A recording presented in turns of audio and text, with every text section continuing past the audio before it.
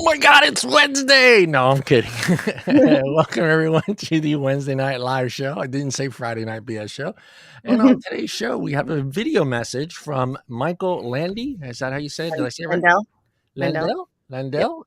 He is from the World Vapor Alliance. He's the director of the World. Yeah, is that correct? Because I wasn't too sure if that was right. Is he the director? Let me look up his exact title because then I Yeah. don't get it wrong. Like, come on now. Yeah, I mean, that's what I saw on his thing, so I wanted to make sure I gave him proper, Yep, the proper director. Yeah. introduction. And you can find all the links to Michael's stuff on. It's in the header, and it should be to his Twitter page, and also to the World Vapor Alliance website. Is the links are there? If you would want to go over there and follow Michael, and he is in the UK, so other than making him get up at 3 o'clock in the morning to do this show, we asked him if he could do a little video message for us, and he did that. We appreciate that, and we can thank Allison for that. Thank you to Allison. Thank you, Michael.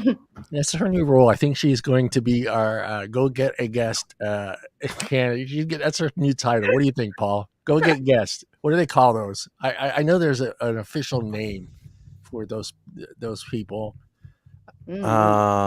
Talent scout. Yeah, I guess she's talent scout. That's like I know they have a Hollywood name for it, Like or a some promotional sort person or something like I don't know. promotional production, something assistant or something. Yeah, Like there we go. I like that. some long ass fucking Go name. ahead. And so we're going to see a little message from Michael, and then no Tim. I guess everyone has noticed the our resident rocker is not feeling well, so he is taking the night off, and Allison's going to do the news. Oh, yeah, but Paul's with us. It's always good to see Paul. And Paul, how you feeling? Better? I'm all right. I'll get there. I'll get there over time. All right. I'll live. Yeah. And I thought it'd be a little bit fun to do something a little bit different, unvape related. And I did something on another page. It's the I think you belong to it, Allison, the Gen X page. Yep. Yeah. And I thought it was kind of cool because it brings back some fond memories, and everybody in the chat can share. I want you to go back into the time machine and go back to when you were 10 years old and remember that special gift you got for Christmas. I think it's cool. It made me smile because I was kind of thinking back, and I thought, you know what, let's change it up a little bit, have a little bit of fun. We're always bringing everybody down on the show. So let's make everybody happy today. And doing that post and reading everybody's toys that they got when they're 10, it was just kind of cool going back because I was 78 when I was 10.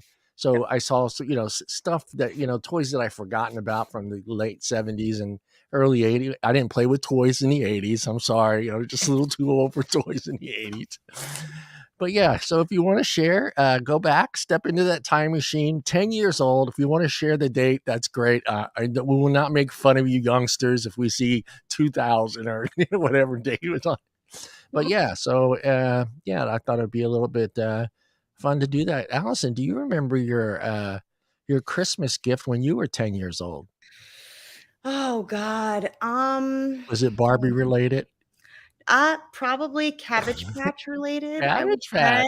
Yeah, I had all the There's actually a Cabbage Patch nursery in Georgia that my mom took me to, and they're all this is like a bunch of heads of Cabbage Patch dolls like growing. It's really creepy. It's actually, I think, still around today.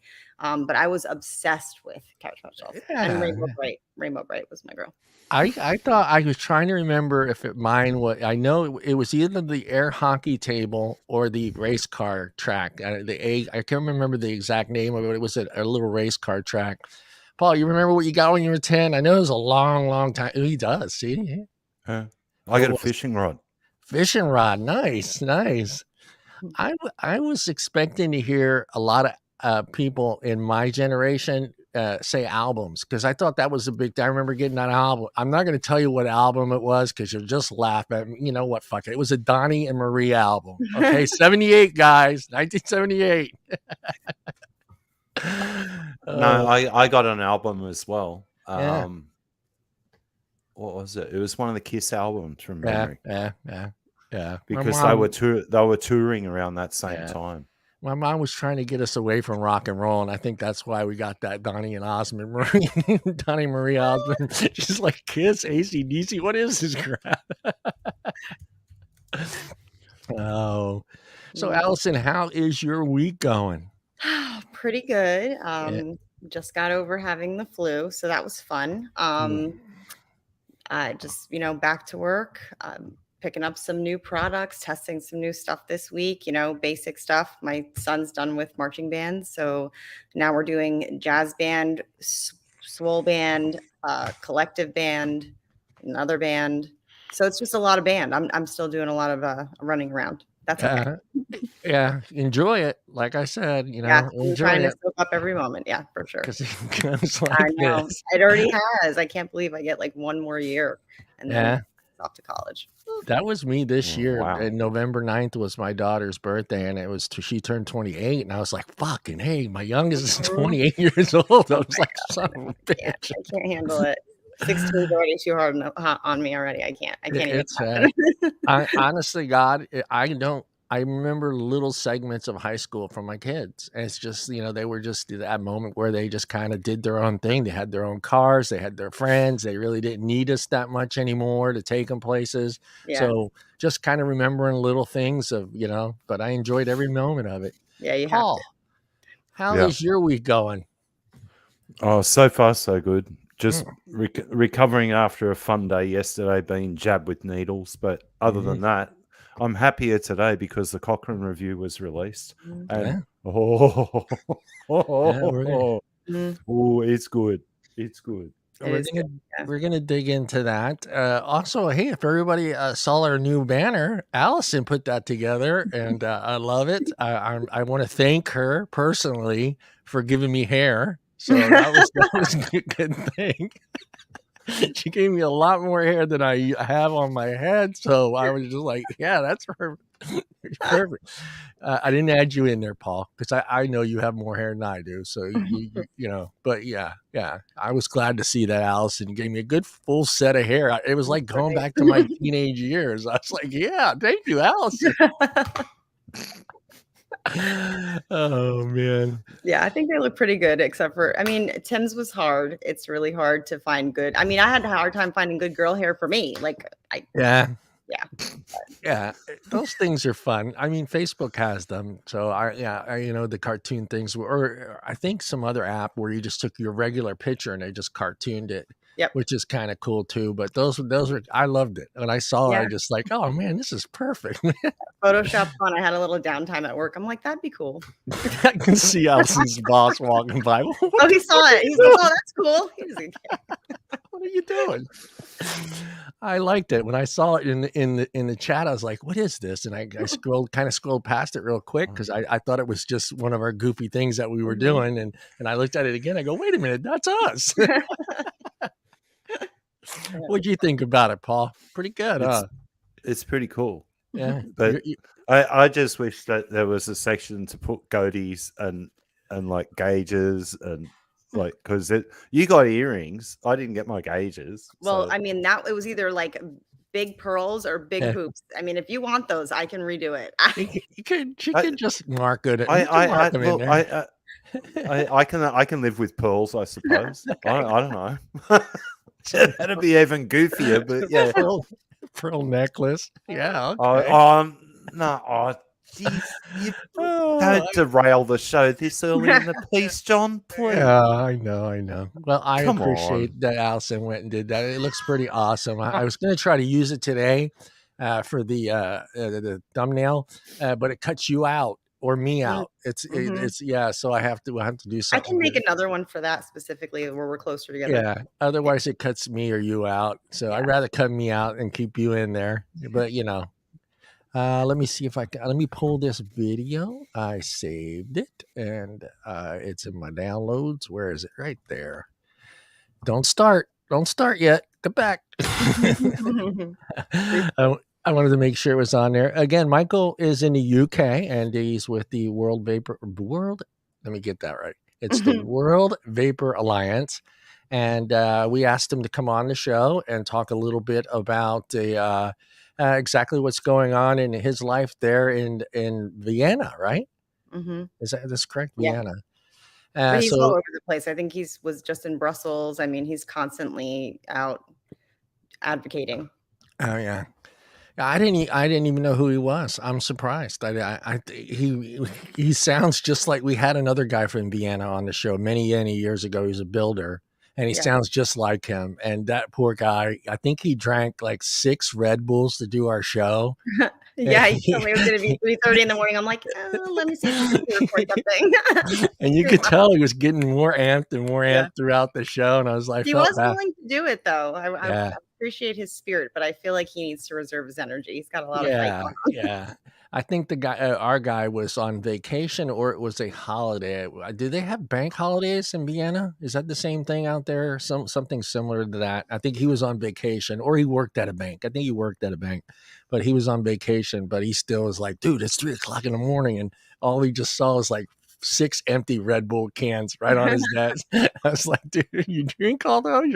I don't want your heart to explode while you're doing a live Right? show. So anything you need to add, Allison, before I start the I mean, I video? think he pretty much covers all of it. I mean, he's been doing this for a long time. He used to work for Parliament. They do amazing campaigns over in the UK. And, you know, the cool thing about, you know, doing a fellowship with them is, you know, the longer I work with them, I'm hoping that maybe we can bring some of that stuff over here into the United States and start doing some of those campaigns, because I think they really have an impact. Yeah, and you want a trip to Vienna. You know, Yeah, we all want a trip to Vienna. So I'm going to go ahead and play this video, Michael, and you'll still be here. You'll still see us on the side. I'm not sure if you can talk, but we'll find out if you can. If you want to comment on something that he says, let me know, and I'll pause the video. That goes for YouTube, okay? Hello, everyone. Greetings from Vienna. I'm really sorry that I can't join you live, but luckily you spared me to wake up at 3 a.m. So I'm happy to be able to record a short statement from my side. And thank you so much for having me. Even though it feels a little bit strange to talking to myself, I will try to do my best. And luckily, Allison sent me some questions which I will go through and hope you will get a little bit of an insight into the work of the World Vapers Alliance and get to know me personally as well. Yeah, that's already the first part. Allison asked me to talk about a little bit my personal background and where I came from and what I did. I will start with the basics because my vaping story is quite a usual one or a quite common one. As you can hear, I'm not a native. I'm from Austria and I live in Vienna at the moment. I studied in Switzerland and then I worked for several policy and industry groups in Vienna before I went to Germany actually to work in the German parliament for a politician there. And back then, around this time, I also started to vaping, or I was already a vapor and started slightly before that. That was 6 years ago, I think. I used to be a smoker, and to be honest, I didn't really want to quit. I tried it a couple of times, but it never worked. And then a friend of mine luckily told me about e-cigarettes, and I bought my first e-cigarettes, and within a couple of weeks, I was a non-smoker. So a very common story, and we know that vaping works for smoking cessation. But since I was working in Parliament on a completely different issue, it was the 5G licensing deals.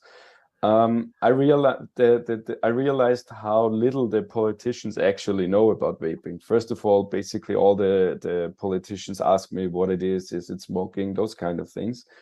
But at the same time, discussions started in Germany how to regulate it or how to further regulate vaping. And I saw that all those decision makers had literally no idea what vaping is. And I thought like that is actually a shame because all their proposals would hurting me personally and make it harder for me to stay away from cigarettes to get my vaping devices, but also the flavors and those kind of things. So all these questions we have now on the table, we had back then already. So at that time, I thought like that's a shame that politicians who want to regulate something but don't know anything about it at the same time are in power. And I thought, okay, I want to get involved somehow and engaged. So that was basically for me the starting point to become an activist. And luckily, at the same time, one of my friends from the Consumer Choice Center told me about the initiative of the World Vapers Alliance, and that they, together with some other vaping organizations, were thinking of setting that up and publishing it.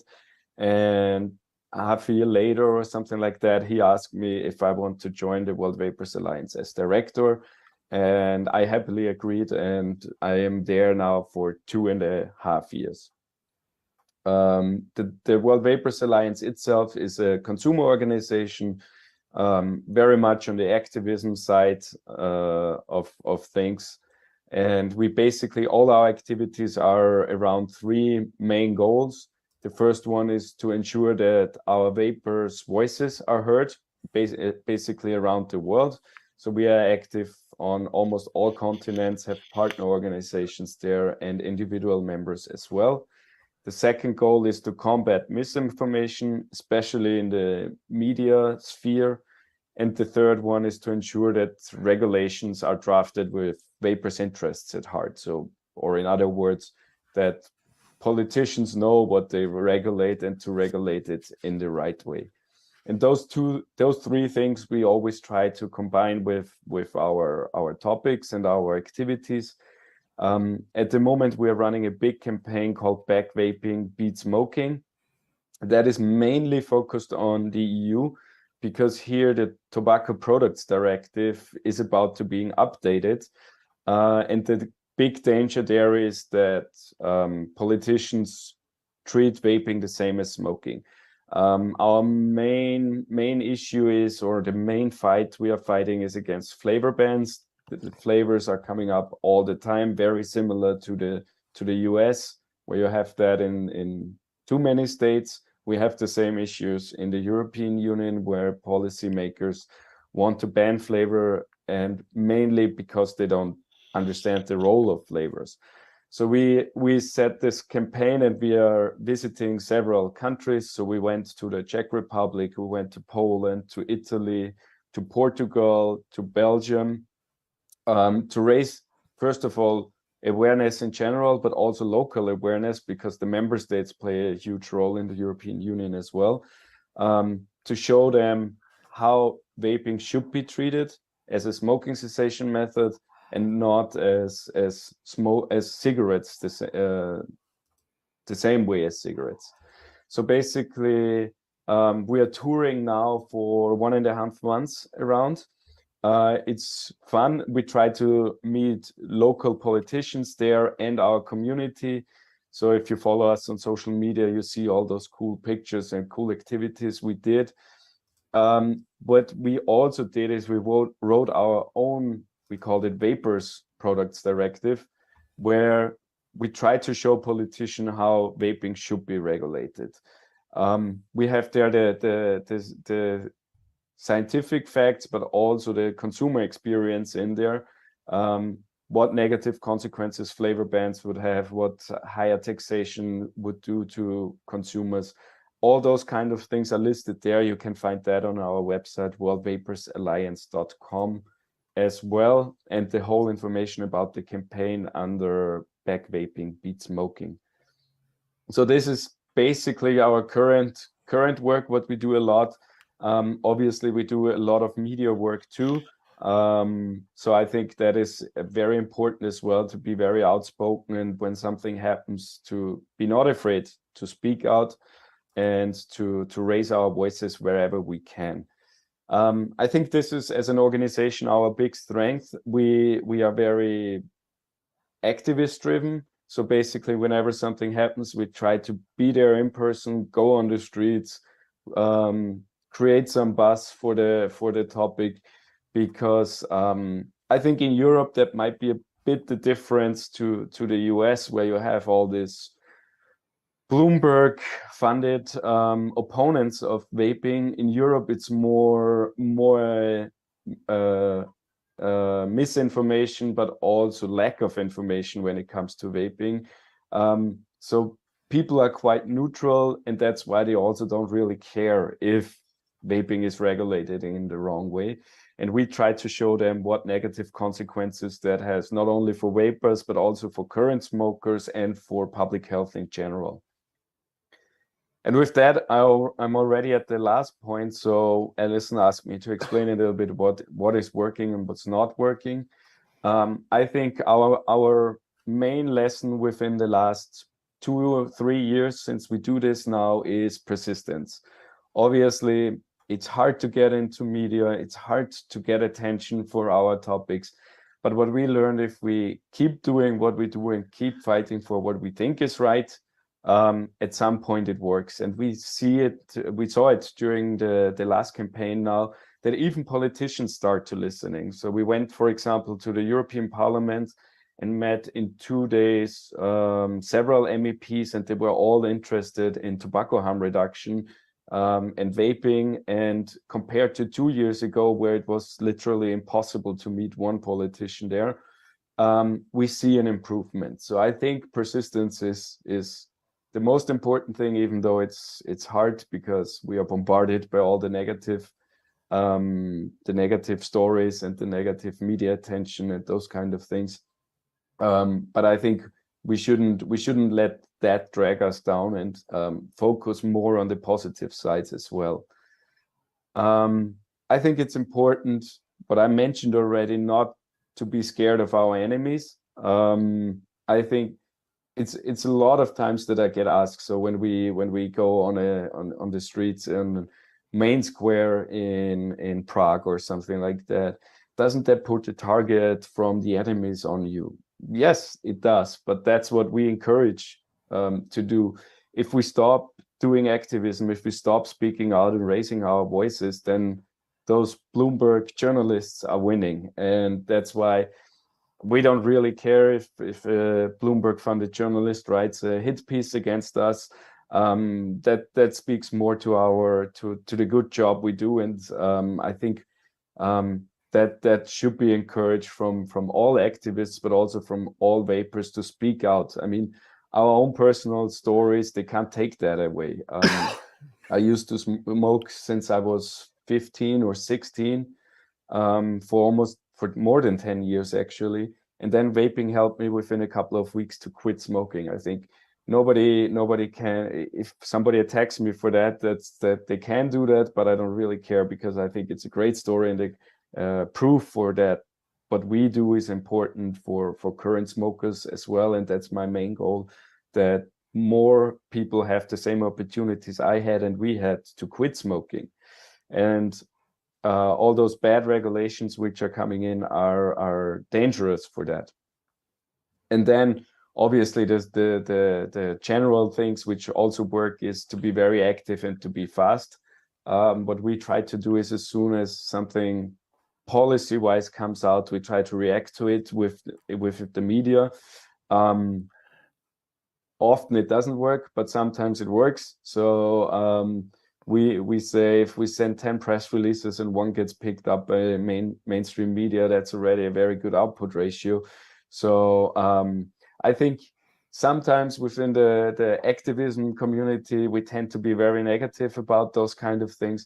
But I think the job we do, and especially if we look at the hurdles we face, it's going pretty well and good. And that's why I'm very thankful for all opportunities like this one to speak out. And what you guys do is also very important to get media, but also our own personal stories out in the world, and talk about those kind of things is super important. And especially Allison, I would like to thank you, since you are a fellow of the WVA for a couple of weeks, and you are so active. We can't keep up with posting all your blog posts and articles. That's fantastic. And I think that's exactly what we need. I think most politicians, but also most journalists, they don't hate vaping per se. I think they just don't know about it. They see some smoke coming out or think it's smoke, and then equate it with cigarettes. And I think the more we talk about the actual facts, the scientific facts, the experience from millions of consumers, the more we can change this dynamic. And therefore, I'm really thankful for your job and what you guys are doing, because that's exactly what we need. And I hope next time I can be live there, and I promise one night I will wake up at 3 a.m. to be there. Yeah, and if you have any questions, anyone from your listeners have questions, follow me on Twitter, Landl Michael, reach out to me, go to our website, worldvapersalliance.com. There you can find all the information, and we are always happy to cooperate internationally, and especially in the US as well, which is a very important country. So take care and keep what you're doing, keep the spirits up. I hope to see you soon in person. Bye-bye. Bye-bye. All right. That was awesome. I want to thank him again for doing that. Again, it's, I wanted to have him on, but then I realized, again, it's 3 a.m. So I started thinking, what does John look like at 3 a.m. and doing a live show? And I was like, no. No. Well, especially because, like he said, they've been on tour for the last month and a half, which is insane. I didn't even know that they've been going for that long. And the fact that like they just go, and he needs his rest, so he's not fighting the good fight. But I actually was asked 2 years ago to take they have a class. They offer a class. It's virtual. Every week, it's a different teacher or instructor, and it basically like helps you to talk to politicians, how to get involved, different tactics. And so I was asked to take the class. I took the class the first year, and then I took it again the second year, and then Lisa, she reached out to me and asked me if I wanted to apply for the fellowship. And so I did, and I've just been kind of submitting. I've got a couple that I email a few here and there, because I just get, an idea or something happens and I write about it. So sometimes the articles are a little behind, what's going on, because they're just trying to push them all out. But and Michael, and there's other contributors as well that do the same thing. And if you click on the blog link on the World Vapers Alliance website, you can see all of the different blogs that are there. Yeah, it is difficult. Even when I have a few friends that are city councilmen. Even when they become city councilmen, I feel different talking to them. It's just like, I don't know why we put them on this pedestal. They're still human beings. They're still part of the community, and we always seem to forget they're there because we put them there. Well, they're there to work for us, essentially. Yeah. So it's just weird that and it probably is a little bit more difficult to speak to. Even when you do get an opportunity to speak to someone higher up, like in the Senate or a vice president or whatever, you get that opportunity. It's a little bit scary, but I know a few people that they can't wait for that shot. They're ready. I wish I were. I'd be like, it'd be like me talking to Nicolas Cage. That's when you print out Lindsay's information and you take it with you. But I mean, I had an opportunity a while ago to speak with Joe Cunningham, when he was still representing South Carolina, and just this round he was running for mayor, and I was praying that he wasn't going to get it because he was so condescending and just such a jerk to me on the phone. He just kept saying, "What about the kids? What about the kids?" And I said, "Well, do your kids vape?" And he said, "No." And I said, "Well, then I guess you're parenting them. So maybe we should push that narrative." Exactly. Well, I was like, if this guy gets in, we're screwed. But he did not. We're good. When you talked to him, did you feel like it was an agenda he was following, or his just uninformed? He was already had his mindset, I mean, I sent him over a bunch of information. He said he was interested to sit down with me and talk to me in person. I talked to him on the phone first, and then I went and met him in person, and his attitude did not change. It was just, we can't put the adults over the children kind of attitude, the same narrative that's coming. It's like the same storyline. They all read from the same cue card. Yeah, I think cavemen used that line back in the days. Yeah. Well, Paul, you kind of have a better idea of the situation that Michael's in over there. You got a better understanding of the of that area. Is he he talked about Bloomberg. Bloomberg really doesn't have a foot in there unless he's kind of helping certain journalists write certain articles. Who else is they fighting over there? Yeah. Well, it's you've got three real candidates over there, right through the whole European Union. Bloomberg is a huge factor now, and the amount of money. Well, we've followed the trail of the dark money, the amount that he's pouring into the WHO it's quite horrifying. The tobacco control throughout Europe, and especially with TPD 1.0 and then 2.0 and now 3.0, the banning of flavors that he spoke about, that we've already seen parts of that throughout Europe, they're stupid. People do not understand why we use flavors in our liquids. It's going to take a lot more education, and I'm going to have to say this. I think that Colin, like Dr. Mendelssohn's book, should be sent to every politician across the planet in electronic format now. They need to understand, from someone that has been in tobacco control, cessation, and helping people quit for all these years. For it's coming up to 40 years now for him. Yeah. That needs to be first and foremost. That's a very easy guide to helping out politicians or understand the good, the bad, and the ugly.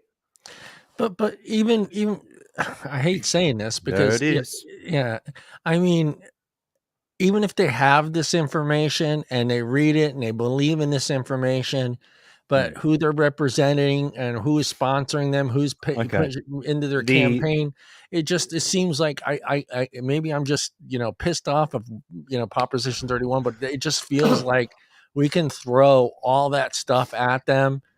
But if we don't get the higher ups to realize that this is a product that's going to help, no matter if it's going to hurt their pocketbooks in some sort of form, some way, pharmaceutical companies, eventually they're going to, even if vaping takes off, they're still going to find a way to make money.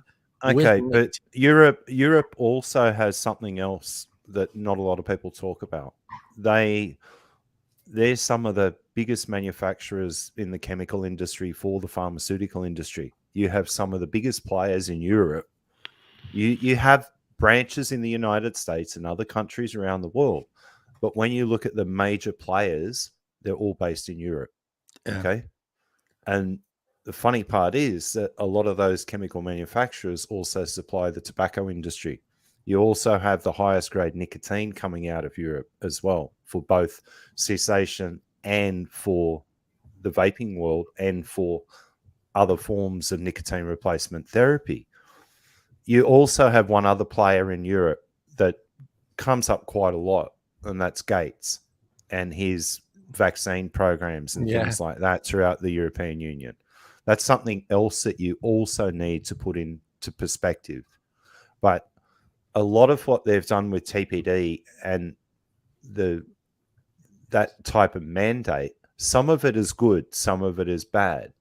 The good is removing all of the nasties or the nasty chemicals that were used in the early days of liquid manufacturing. That's give them a tick for that one, right? Limiting bottle size, they get a thumbs down for that one. Limiting the devices and the nicotine levels, that's halfway. Okay, I can understand nicotine leveling, but leveling it to 20 milligrams is a little bit silly, because high strength and high grade nicotine will help people transition a lot faster than starting someone out on 3 milligrams. Yeah, but that's something that I think we all would be happy with. I think if they would just leave us alone by saying, 25 is it, people. Okay. No, it's not leave us alone. There has to be. There has to be. Well, there will be. No, but there has to be titration. Okay. titration must be put on the table. I don't care if you start at 50 meg and then come down, okay? But there needs to be titration tables. There needs to be manufacturers willing to offer products not in just 50 and 20, right. 50, 40, 30, 20, okay? And then also the transition between straight salt nicotine and freebase, and now synthetic in the middle. There also needs to be more education on hybrid nicotine, okay, which is a mixture of salt base and a mixture of freebase. There needs to be more education in that. That also works a lot better with some people. There's so many factors. Right, but here I'm going to counter, because you give them an inch, you take a mile. But let's go back 10 years, Paul. We started with 18. We succeeded. We succeeded.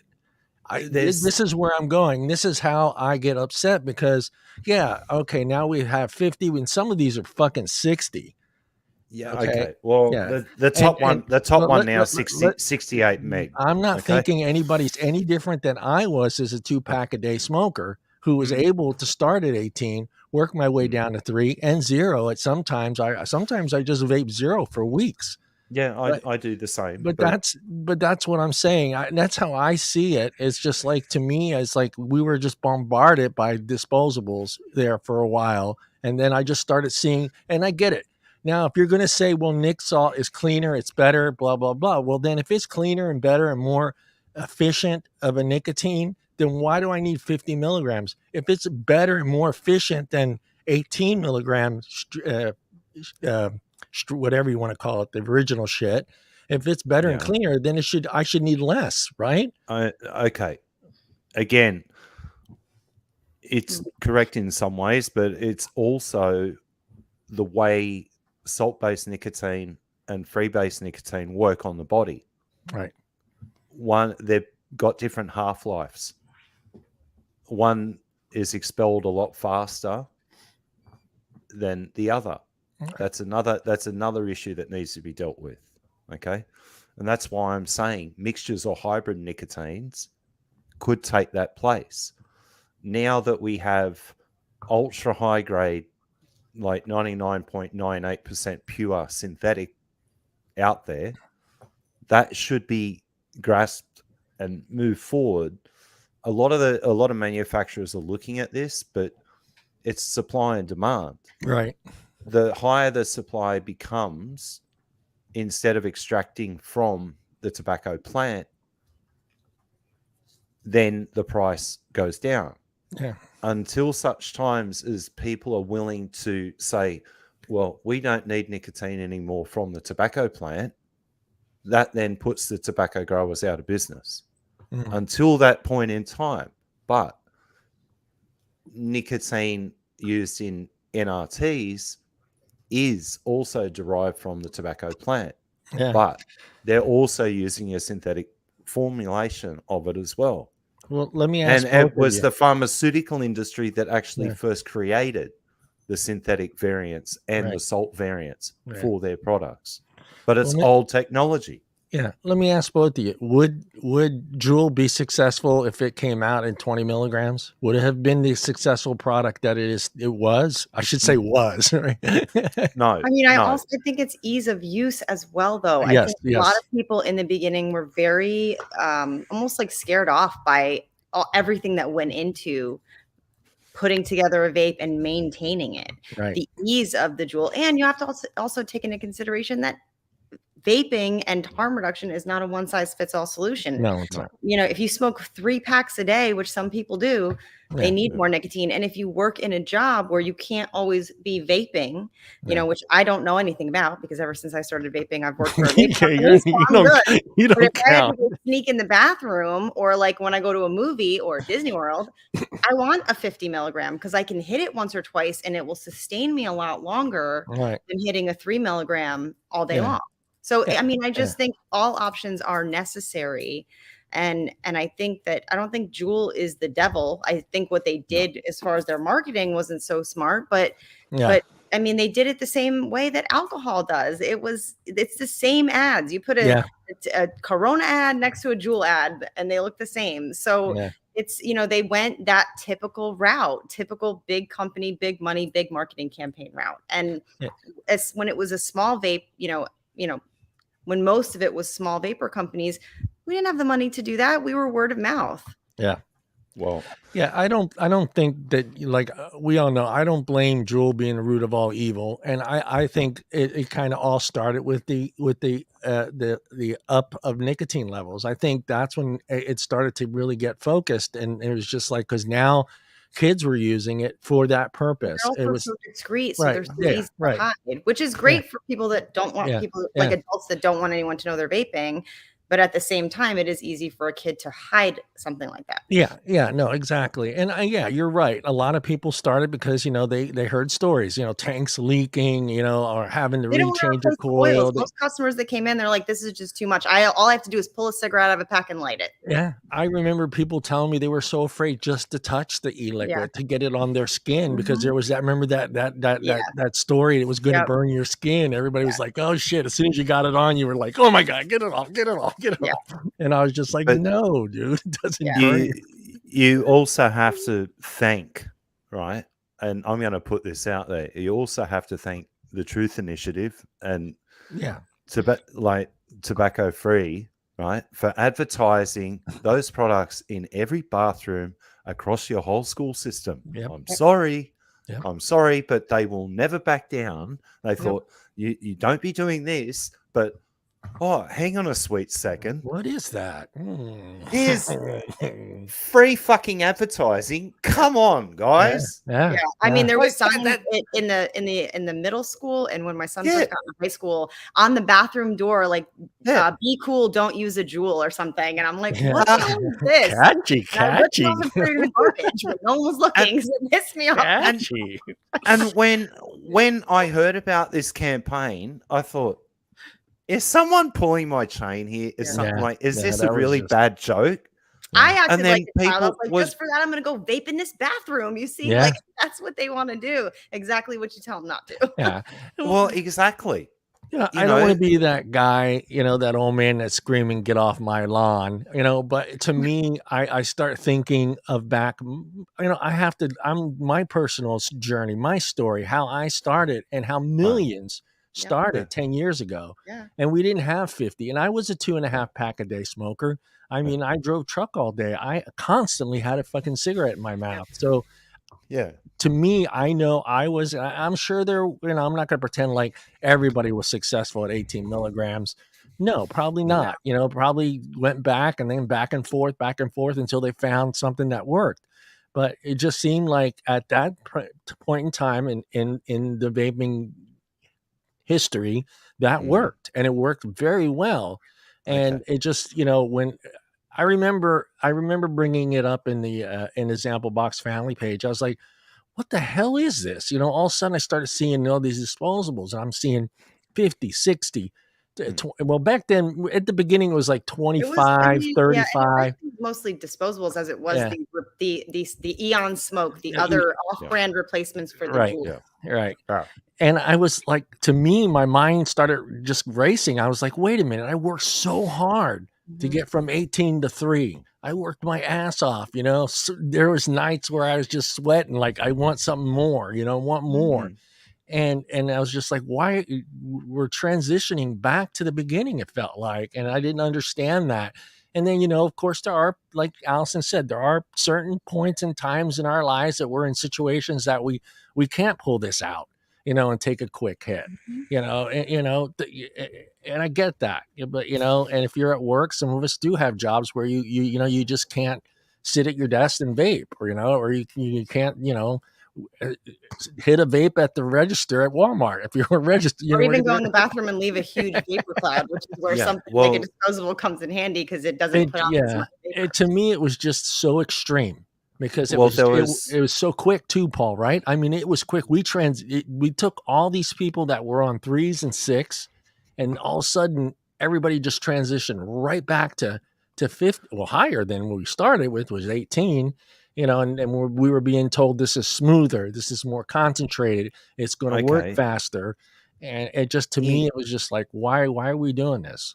In part, but 8 years ago, there was a paradigm shift in the quality of nicotine in freebase nicotine that was available to the vaping population, right? A lot of the people, like even 10 years ago, they were using 12 milligram, but the quality of the nicotine and the concentrates back then weren't anywhere near as good as what we have now, right? That's true. That's one thing. Yeah. But the paradigm shift came around 8 years ago. It was around 2014, very early 2015. The quality of freebase nicotine went from this level, which was meh, to this level. The pepper notes and everything were gone, right? Yeah.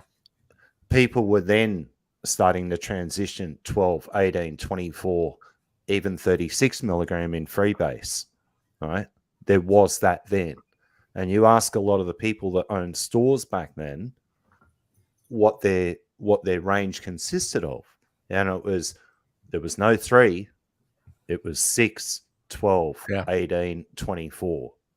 There was no 3. 3 wasn't even a blip on the map until about 2015, when the change over to sub-ohm vaping and higher wattage devices, tanks that could run these liquids at higher PG-VG ratios were introduced into the market. The technology, and well, I call it the glory years, and it was 2015 and 2016 before deeming came out. Okay. They were the glory years, and they were also where the most development of products I've ever seen in any industry. I don't care what anyone says. It was the race to the moon with how many watts you could jam into a device. It was also the race to. It was everything. I need a tutorial. No, well, exactly. And then it was coil technology and coil material going from flat, like round wire builds to, in the very early days, yes, it was mesh around. Then you go to the vertical coil. You can thank Aspire and also UL for doing that. The Crown 1 was the first vertical 0.5 sub-ohm that actually worked, and worked so damn well with the Crown 1 that was the pivot point. That was a true pivot point in all of the history of vaping. But the technology then started moving to the technology relating to liquid manufacturing, developing liquids and mass production of liquids around that time because of the sub-ohm influence, and then bringing the nicotine level down to 3. For a lot of people, 3 works because your lungs are inhaling a lot more volume in comparison to, I vape at like 15, 20 watts these days. Yes, I went through all the 80, 100, 120, 130 watt stage. That didn't last long for me. I'm more interested in chasing flavors and understanding what actually goes into it these days than anything else. I don't care about the rest of it. Yeah. But 2017, 2018, that was the to me, that was the year of 3 milligrams. I mean, you can get into a vape shop. If you were a new vapor, it was hard to find 18 because none of the manufacturers were making it. It was virtually impossible. I mean, even Sample Box dropped some of the higher nicotine levels out of the boxes because nobody wanted them. Even the new vapor didn't want 18 because they were told 6 and 3 works. Correct. And they wanted to blow big clouds, and they did. They really hard to drip at 18. I want that. I want that right there. I want that cloud machine. Yeah. I mean, we always have 0, 3, 6, 11. I know 11 is weird. Everyone's like 11. Yeah, 11. No, 18 11's and a thing. 24. And we still do in all the flavors that we produce, because we do still have the vapor that quit with us that still uses their menthol and still comes in and never dropped from their 18 milligram. They don't want to. They don't like change. They didn't want to quit smoking in the first place. I have a So friend you that's have to stuck be able with to 18. service, you know, all the customers and provide everybody with what they need. But yeah, there was a time where it was like it went from one extreme to the other. Like people were coming in, they're like, "Do you sell cotton?" And I'm like, "What?" Yeah.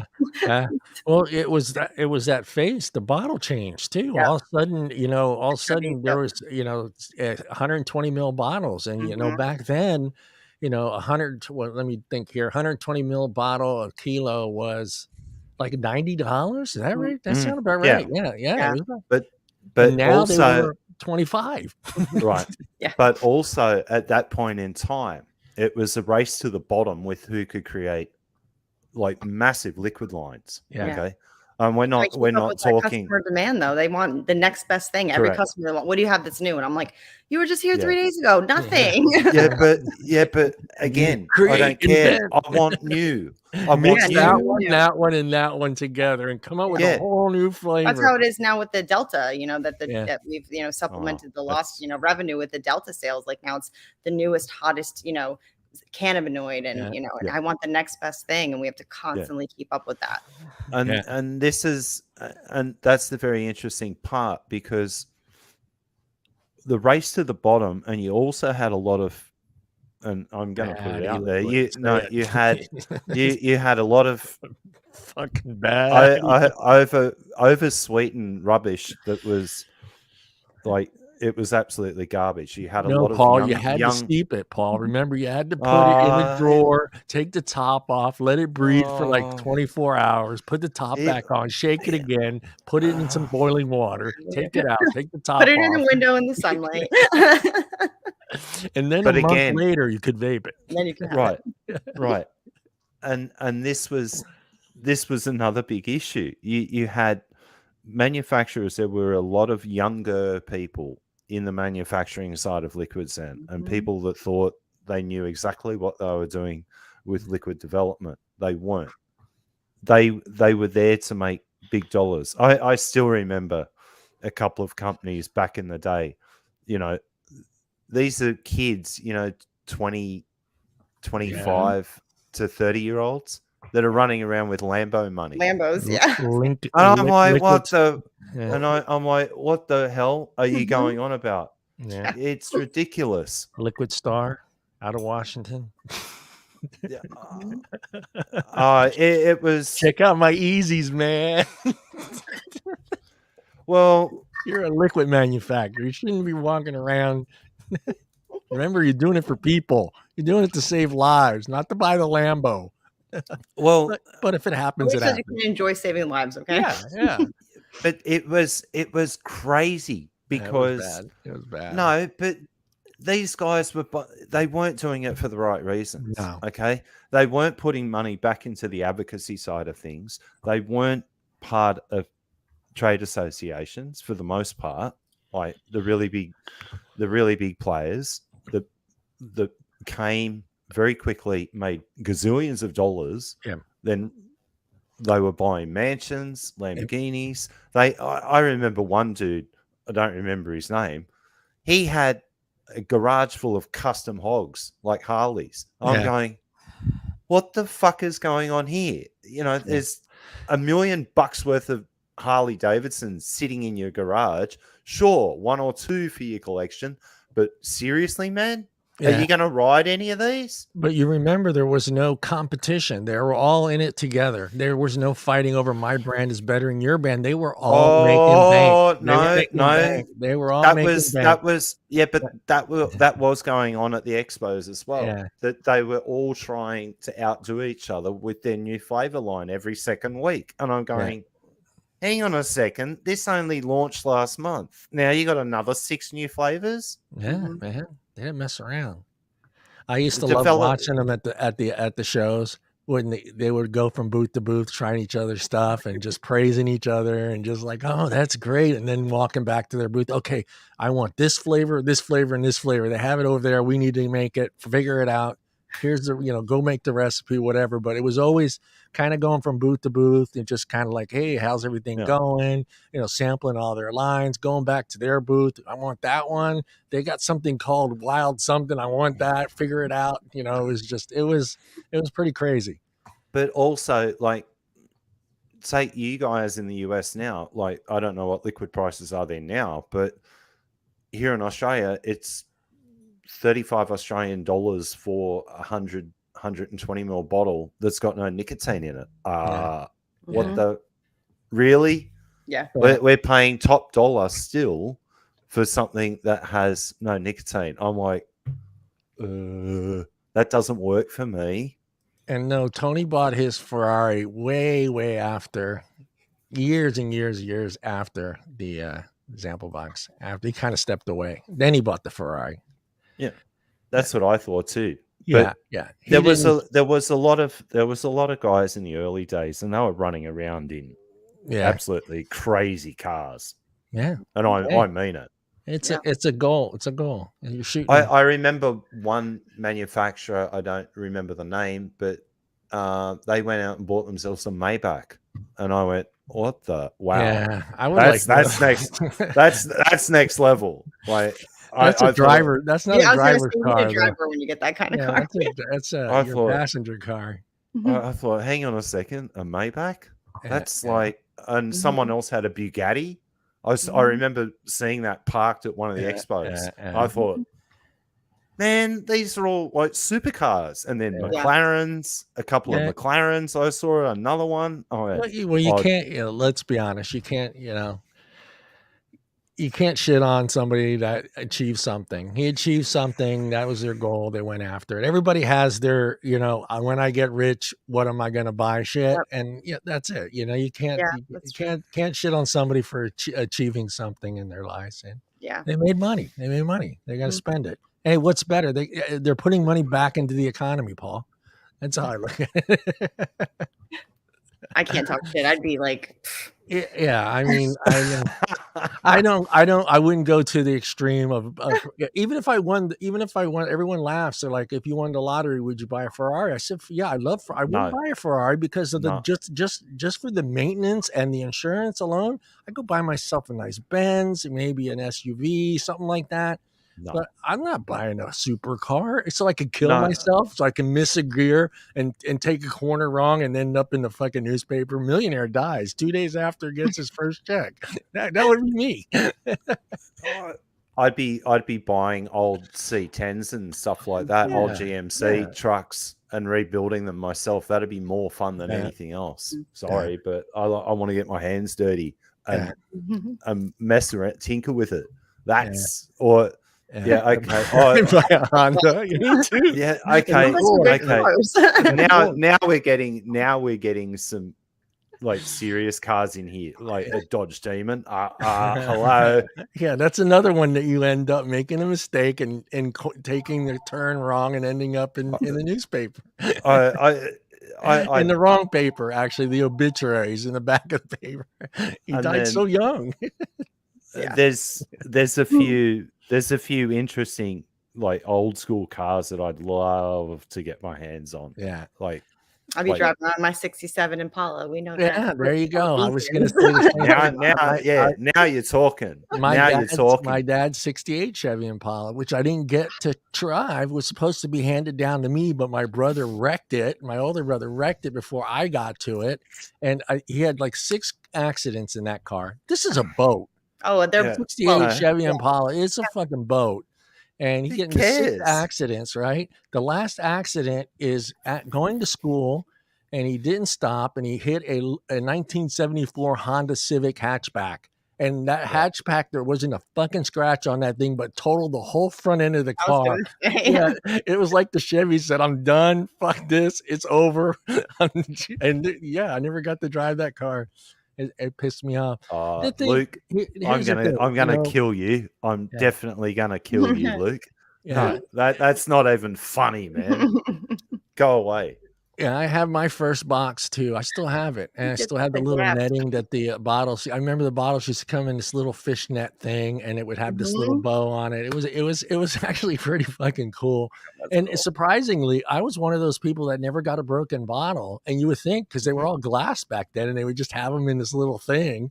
That's actually how we ended up starting to carry third-party liquids because we only had what we made, and I wanted to try new stuff because customers were coming in and asking for things. So I signed up, and I would get it delivered to the store, and I would get all the employees. We would all fill up little cartos and test them all out and see how they were, and then I'd send them to the warehouse to the purchasing manager so she could try them. And I think that we picked up like Nico Ticket and Cutwood. I think were like the first Cutwood was in there. Yeah. Yeah, you talk about the early days, and everyone was making money in those early days, and the thing that of course, you can look back and you say to yourself, why didn't anybody step up and say, let's take a chunk of this money and make sure that it's never going to end. Yeah, they did. When you're making money hand over fist like that, you think there's no end to it, and you're just living high, dreaming, baby. And I don't think anybody anticipated like. I think we all knew that it was going to get bad. Anytime anything starts to get regulated, it's going to get bad. But I don't think anybody thought it was going to get like this. Yeah, I don't think so either. But I think people had to realize after 2016, the shit was starting to hit the fan. And even then, at that point in time, you're still talking about another good 5 years of great profit margin in a lot of the e-liquid companies through that.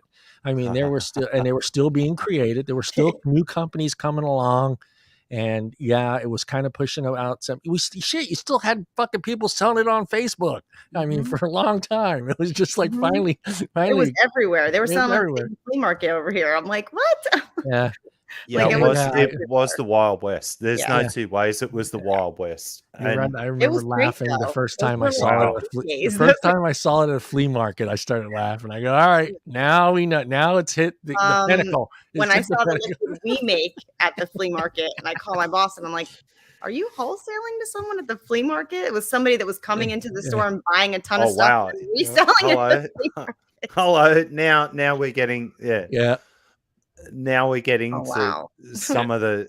Now we're getting to some of the big stuff. No. That price drop was amazing, though. It was amazing. It was just it was bizarre because I can remember being asked by somebody even here in Australia.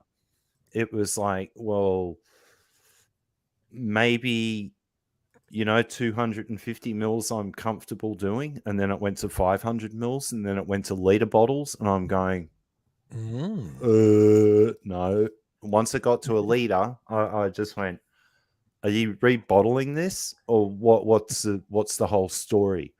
And they couldn't understand what was going on. And I said, listen. And they said, but we don't want to run out. And I went, run out for the apocalypse. What the fuck? Well, it was glasses. It's like you just got a gallon in your fucking backpack with a line that runs into your fucking tank, dude. I don't want to run out. Funny story about that because when a couple of years ago, I think I'm sorry I brought up the backpack thing. That was a bad time of our lives.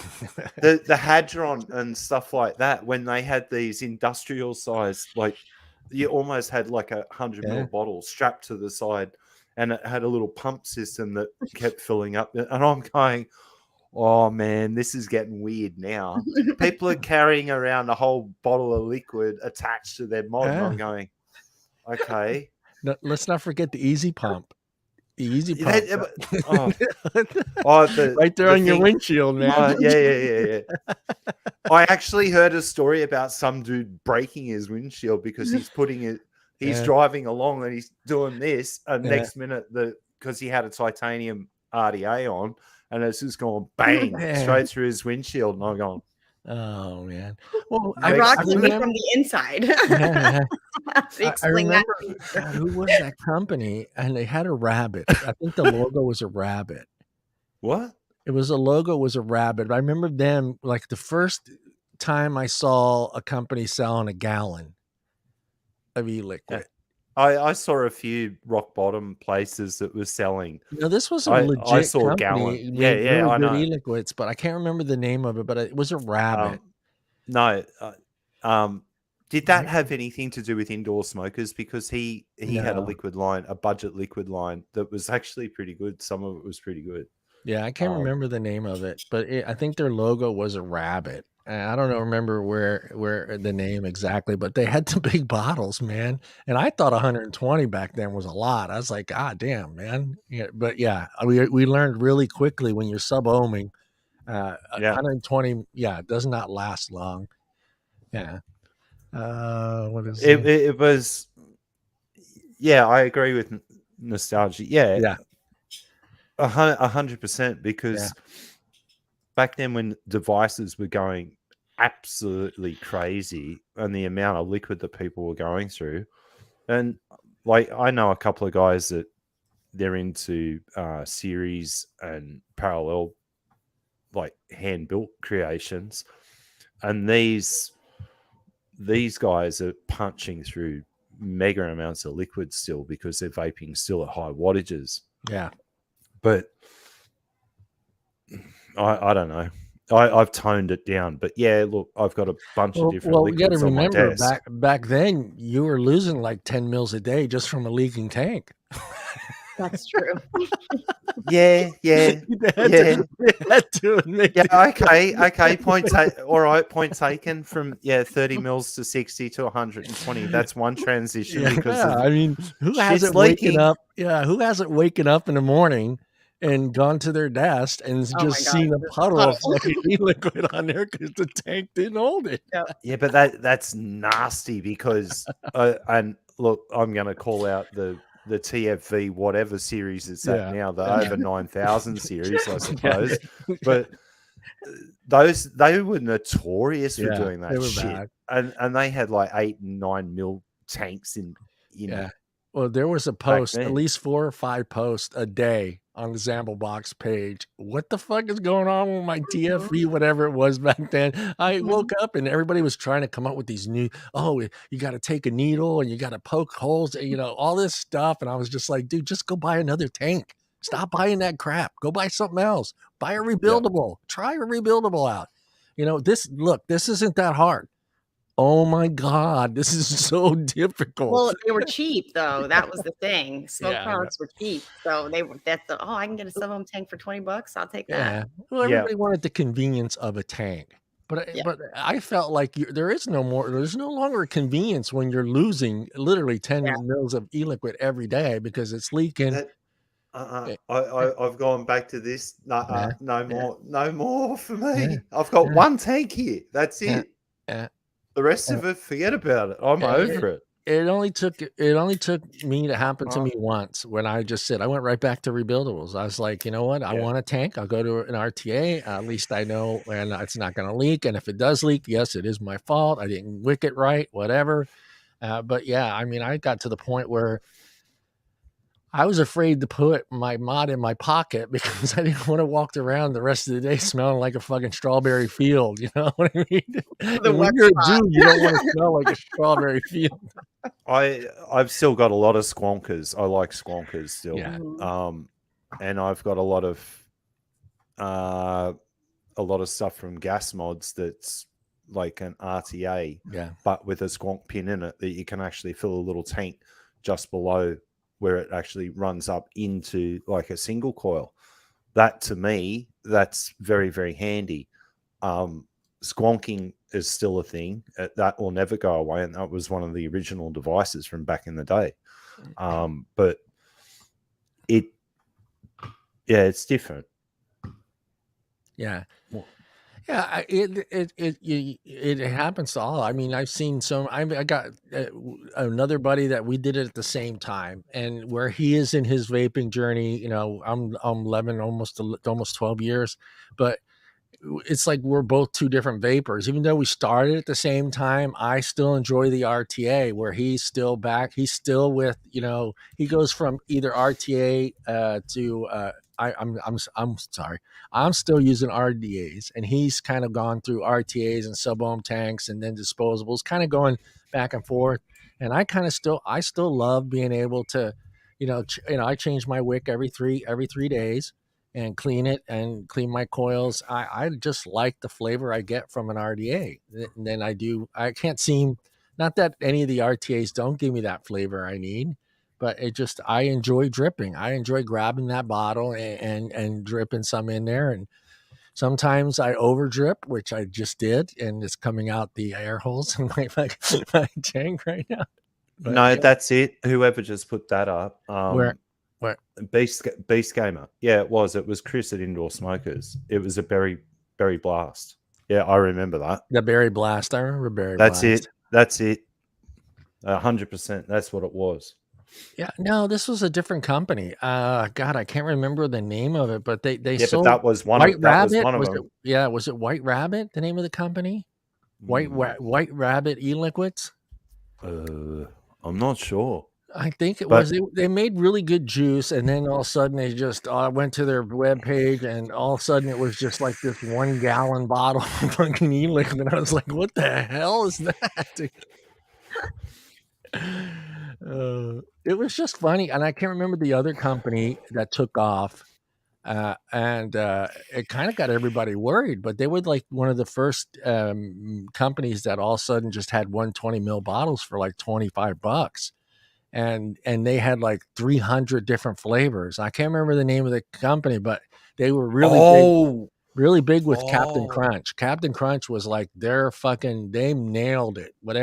Whoever was the mix master over there, but Captain Crunch was so friggin' good, and it was just constant pictures of that company. I remember who you're talking about, and they used to do a show. John, is it Mad Rabbit? Maybe it was Mad Rabbit. Yeah, White Rabbit. Could be. Or the Vaping Rabbit. There's a few. There's a few ones. But they used to have their own web page. They weren't through a distributor. They had their own page, and they sold it. Yeah, it was really good e-liquid, and I think that was the first time I saw the big bottle. I was like, "Holy shit, man! Can you imagine carrying that thing around?" And my buddy's like, "Dude, you don't carry that whole bottle around." It's like, you're gonna need to get Chris for that. I can remember seeing a picture of a gallon jug of liquid by somebody. I don't remember who it was, and it actually had a little tap on the bottom of it that you could fill your bottle up. I went, man, now that's getting really weird. That's getting really, really, really weird. Okay. Yeah. I even got a request to. This is no word of a lie. I actually got a request to make a 20-liter, like a little IBC of liquid for one person, and he said I need it with a tap so I can fill my bowl like up. Boxed wine for vaping. Yeah. And I thought that, Ali, I thought the exact same thing, and I thought, what the hell? That wine bag. Why the hell was I just asked for 20 liters of a single flavor with a little tap on it? I'm like, that's great. What are you doing with this? Hey, Paul, it's funny because it had no nicotine in it either. It's funny that Allie knew that was the size of the box of wine, isn't it? Oh, they're only 4 liters. But she here in Australia, they're 4 and 5 all been liters. poor and had boxed wine, John. Yeah, you could just repurpose that bag inside there, clean it out, just fill it back up with e-liquid, and just take the bladder out. Put it right in there, man. It was the Wild West at that time. I think everything just kind of a lot of innovation. Hardware was just coming off the shelf. Could you imagine some of this going on? How much more we would have progressed by now? Like because we are progressing, but we're held back. Yeah, we're held back. As far as the e-liquids, I think hardware know what to do. Yeah, hardware is kind of just they're just going to keep going. But it was it was the innovation. We were introduced to colors. It was no longer fucking chrome and black. What? I can get something in pink now? Son of a bitch! Pink, rainbow, blue, green. I mean, we had it all. Yeah, they did, and it was a great time. Guys, I wanted to bring this up, and I promised I wouldn't forget today. It's right here. Our little Allie is a blogger. She's a blogger. Allie does everything, guys. Allie does everything. She sets up guests here. She gets the guests. She's a blogger. She's represents the SVGA. And the World Vapor. USVA, SCVA. Yeah, she is fucking everywhere, guys. And I want everybody to when you post Thursdays, you said, or She posts the articles typically Mondays or Tuesdays. Monday or Tuesday, and Yeah. I will put the link.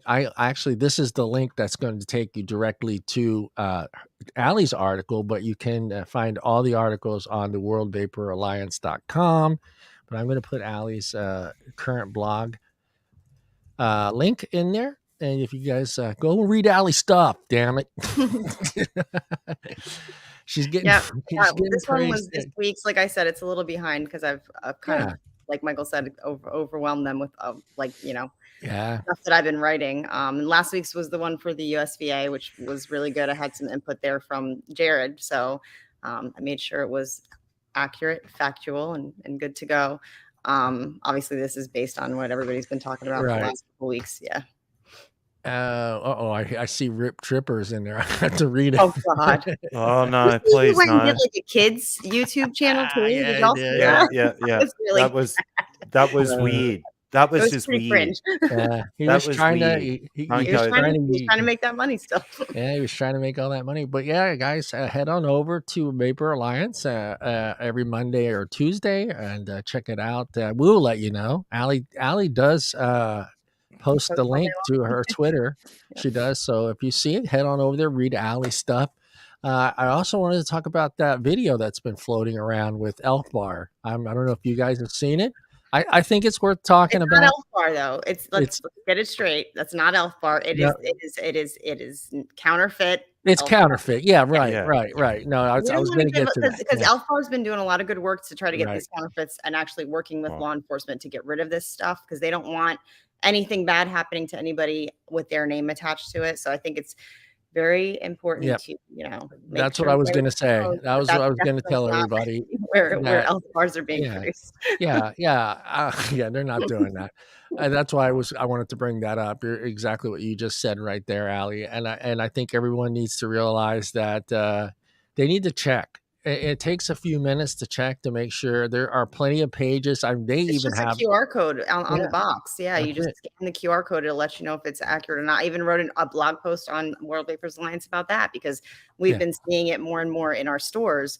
Customers coming in, the font's off. It's not. It's just a little bit of like a little difference. The coloring's off, but they do look real.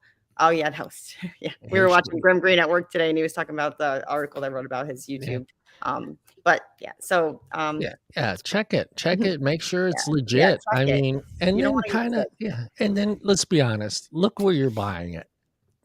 I mean, let's be honest. There are probably some legit places that are selling some they might not even know they're counterfeit at all. No. But if you're buying it at the fucking flea market or secondhand from some store that it's out in the middle of fucking nowhere, there's a good chance that it's fake. I mean, look, it happened to me several times as a smoker, and I knew right away. Yeah. I went to out of the blue this little convenience store in my truck. I had nowhere to stop, so I saw this place. It was big enough for my truck.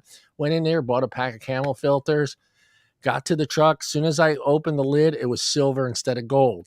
Delete. And I go, wait a minute, maybe they changed. I thought, I said, okay, maybe they changed. It's, they changed it from the gold leaf to the refurbished box. So then I pulled the first cigarette out and I lit it and I hit it and I was like, ugh. It was just like I inhaled fucking shit. And I knew right away. That's a concern too, because that was what the customer had said, that she got an Elf Bar. The colors were off, but they looked identical. And she said it tastes funny. And I'm like, that's all we need. That's all we need is somebody getting sick from one of these counterfeit devices. Right. But this is what happens when you create a black market. Yep, exactly. I was going to say this is what's going to happen. I mean, it's terrible, but I immediately called Bob, Big Bob. You guys know Big Bob because he worked for Modesto Tobacco and Candy. And I said, hey, Bob, how do I know this is fake? He said, turn the box over. Does it have the California seal on it? and it's that tax seal. And I turned it over. There's no seal. He goes, bring it back into that store and tell the guy you want your money back. And if he's an asshole, then you tell him that you're going to call somebody from the state board to come down. And the guy goes, oh, no, these are real. And I'm like, no, they're not. Just give me my money back and I'll move along. And I won't, I don't care. Yeah. We're seeing it so much here in Australia with all the fake stuff that's coming in. And because of our draconian laws, if they'd gone down the pathway, and there's another article that's going to be shared shortly, and the backwards mentality of the government here has created, and I actually said this on Twitter the other day. I said, you can thank the Australian government for helping other governments around the world to create black markets. And people looked at that when I said that on Twitter, and I said, the Australian government's giving lessons in how to create black markets. Yep. I said, it's absolutely stupid. Yeah. And now, originally we thought that there was 500,000 vapers here in Australia. Now there's 1.1 million. Yeah, or around that number. But there's a few other things I want to discuss when we bring up that article, because it's pretty damning. The black market kind of washes the government's hands. To be honest, it's a win-win for them, because it just kind of washes their hands, because that's somebody they can't regulate, they can't control, they can't do anything about but enforce. And of course, they're going to throw out the old saying, well, we don't have the money. We don't have the money to enforce this. We don't have the people. We don't have the technology to they've used that bullshit excuse for years with all the drugs coming in from Mexico. Oh, we can't control it. We can't enforce it. They're doing this. And it was funny because my nephew was in the Coast Guard, and he used to work that section of California, the coast, Mexico, all the way up to Washington. And the Coast Guard would go up and down. And he told me they would find little sailboats, just the little rowboats, full top to bottom with pot, just big, huge barrels. And Mexico, they knew the way the water flowed, so it would flow back up. And they would send 30, 40 of them up there. They didn't care if 10 got picked up, because they knew the other 30 were going to make it to where they were. And that's exactly what's going to happen. Yeah.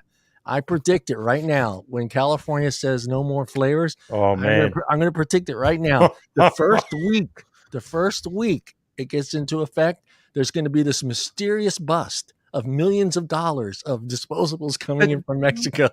Well, not from Mexico. Not from Mexico. Like, shipping containers coming out of China. Just to make it look like they're doing their job. But then after that, it'll just flow like nobody's business. It'll be just like going into the convenience store and getting your fucking shit, because it'll be everywhere and nobody's going to be controlling it. No one's going to know what's in it. Nobody's going to.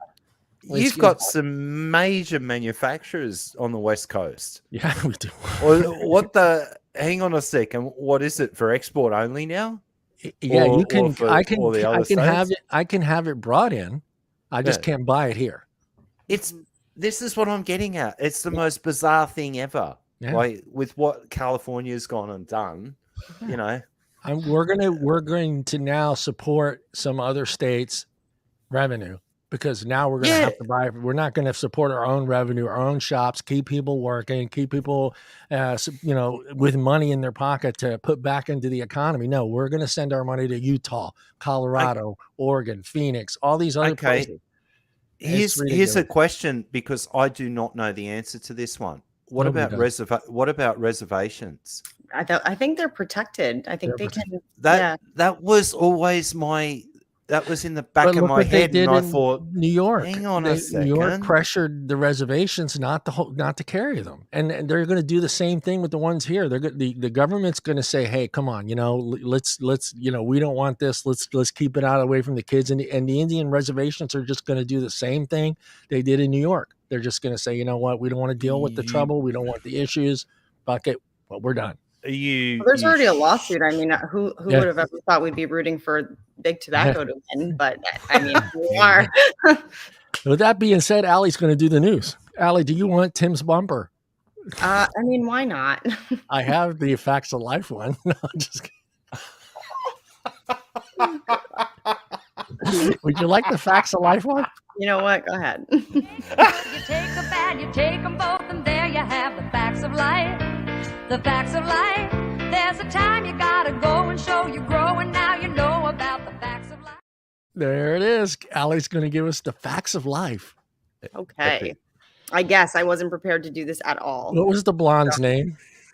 Huh? What was the blonde girl's Trudy? name? What was it? Trudy? Trudy. Yeah, there you go. Trudy will be giving us I should say Mariah Carey. Mariah Carey will be giving us Okay. All right. So we can start off with some good news. I thought this was cool. Another move forward for everywhere but the U.S. So smokers in Guernsey, I think that's how you say it, will be offered. Tim's not here. So go ahead and say right? I like. murder every word. We murdering word. Well, I mean, it will be offered free vaping kits to help them quit. Quitline, the island's stop smoking service, said kits will be offered to smokers aged 18 and over in conjunction with advice and support. The kits will be as an alternative or in addition to nicotine replacement therapy, which will also be available. Guernsey Quitline said ongoing research shows vapes to be far less harmful than smoking. What do you know? So that's Go figure. Go figure. I have no idea where that is, but good for them. I didn't have to go to Harvard to know that. No, you didn't. Or Stanford. We have another good one. This one was something that was put out by Filter. It's by Mark Gunther, and it's can the U.S. tobacco control debate ever find common ground? I think I put these in the private chat. Hold on. Can you tap some papers for the guys out there? Oh, God. Yeah, baby.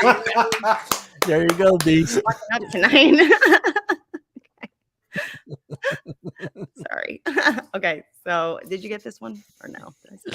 Yeah. Love it. Nope, It. I didn't. The things we do for our audience. Look at this. I did it in Italian now. What the fuck, John? You turning into your mother. Okay. Okay. So this one is University of Michigan faculty members Ken Warner and Cliff Douglas have worked for decades to combat smoking. Warner, 75, an economist and former dean of Michigan's Public Health School, has written dozens of papers on tobacco control and edited a landmark Surgeon General's report on smoking health.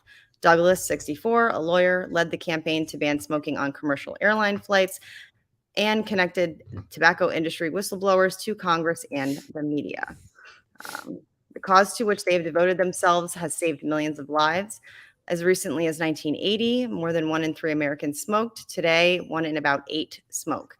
That is a monumental victory for public health. All right, let's see. Lately, through Warner and Douglas have taken a new and vexing challenge. They want to bring the tobacco community together around the deeply divisive topic of e-cigarettes. In a paper in the Journal of Health Affairs, they put forth a policy agenda that is designed to prevent kids from vaping while making e-cigarettes available to adults who want to use them to quit smoking. What a concept, right? Yeah. Their quest for common ground has generated both interest and criticism from tobacco harm reduction proponents and groups representing the e-cigarette industry. Douglas hopes to promote more dialogue by creating a new organization based at the University of Michigan. So far, they do not appear to be making headway with the advocacy groups that have taken a hard line against e-cigarettes.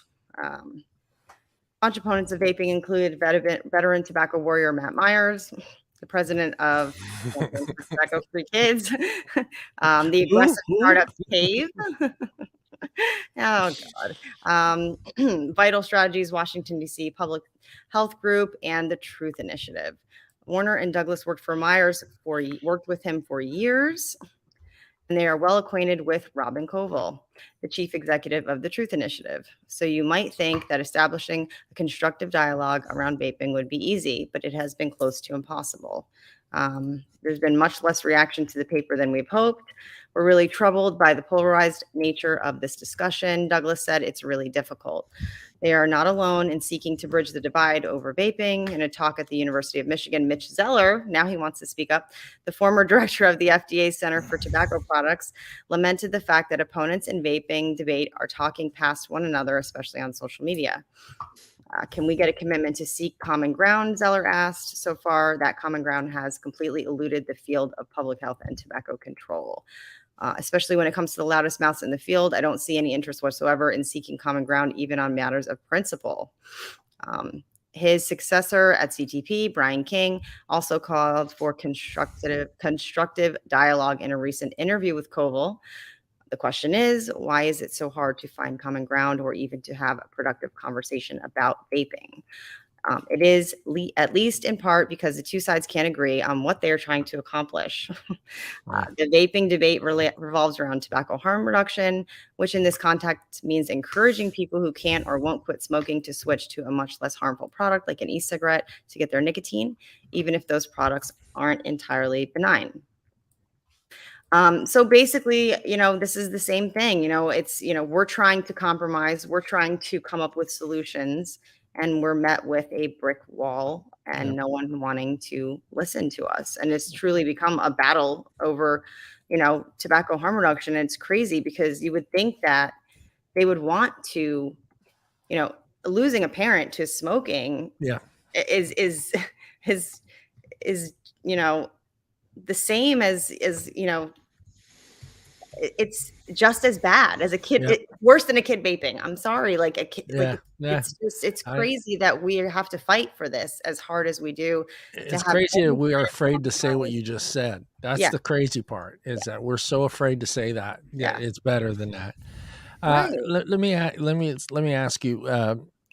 You feel like, okay, we're doing all these things, but it seems like nobody knows it but us and them. I mean, do you think anybody outside of the ain'ts and us realize that we are compromising? We are trying to make compromises. Well, we're coming up with solutions. There are solutions. There are things. Do you think the general public's getting to see that, though? That's the thing. No, they're not. Conversations aren't being had. They're not. They're not being had. They don't want to hear our side. I think we've tried every angle. I try my best to keep my cool and not get angry when I'm interacting with people on Twitter. I also have stopped interacting with people that there's no point to interact with.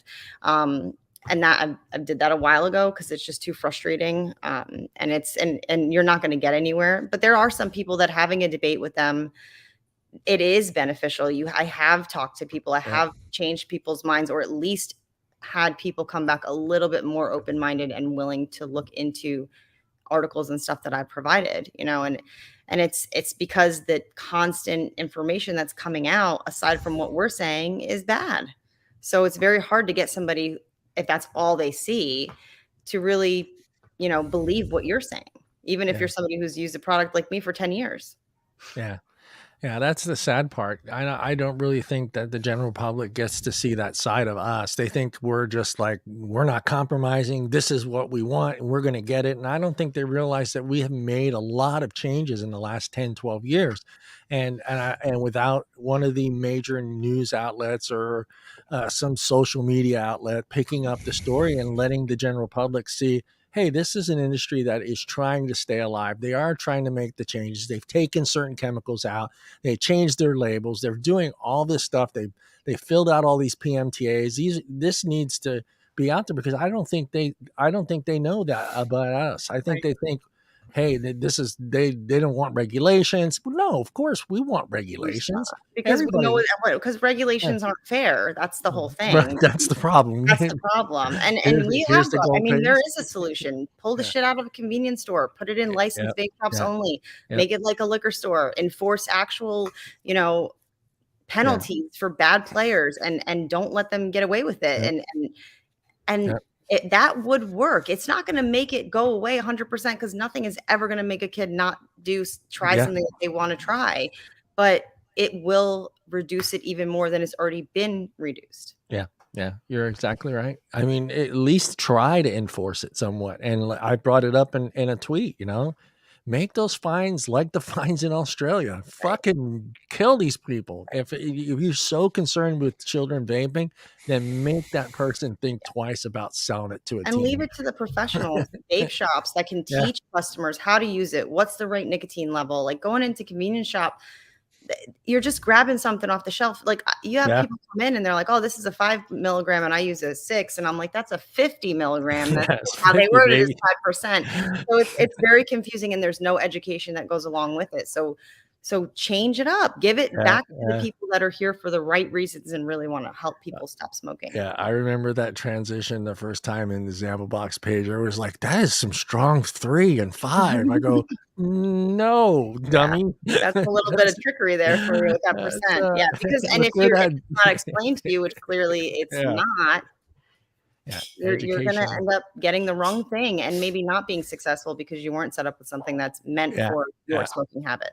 Yeah, and just those out there, Tim is sick. Tim is sick. No, he's not touring with Kiss. He's sick.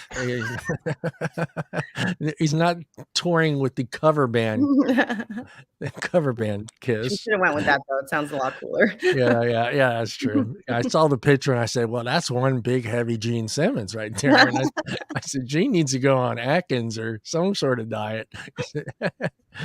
Well, Paul has got a story he wants to share, and I'm going to go ahead and share the page. I think this is the first one you're going to do, right? I don't know. You don't know yet, right? That's how it works. Is this the one? No, that's going to be the second one, but this is actually. You want to start here? You want me to go to no, this is fine. Okay. This is a massive story breaking out of New Zealand. Their goal is to be completely smoke-free by 2025. And this is now showing they actually got one of the lowest smoking rates in the world now. 8%. It's under the magical number of 10%. Yeah. And they're worried that people are switching from combustibles to vaping products. Guess what, people? It works. Yeah, no shit. This is absolute proof now, and this is the first country to start showing signs of this. Since the regulations came into effect in New Zealand, the history books are they're going to look at this and go, what happened? Mm-hmm. Well, it was the introduction of vaping and tobacco harm reduction in the region, and this is absolute proof that it's working. Keep going, people. And the numbers that they're talking, right? 56,000 in the past year. That's a fair chunk of change. Yeah. Right. And if this keeps going at that rate, right, between now and 2030, or even by 2025, if you look at it, if you get rid of another 50,000 a year for the next couple of years, you're going to be around 7%. And if it keeps going, it could be crazy how good this is going to be. This could be a model, and if they do not screw the pooch on this and start messing around with removing flavors and this and that and everything else, this could be a model for the rest of the world to actually have a look at and say, this is working. Let's regulate it like this with strict guidelines, and let's roll it out. It's brilliant to watch this. And a lot of New Zealanders, or the indigenous, like the Maori population, they were very heavy tobacco users. This is showing the way now that there is a way out completely. But August, they did introduce world first legislation to stop the next generation from ever being able to buy cigarettes. Yeah.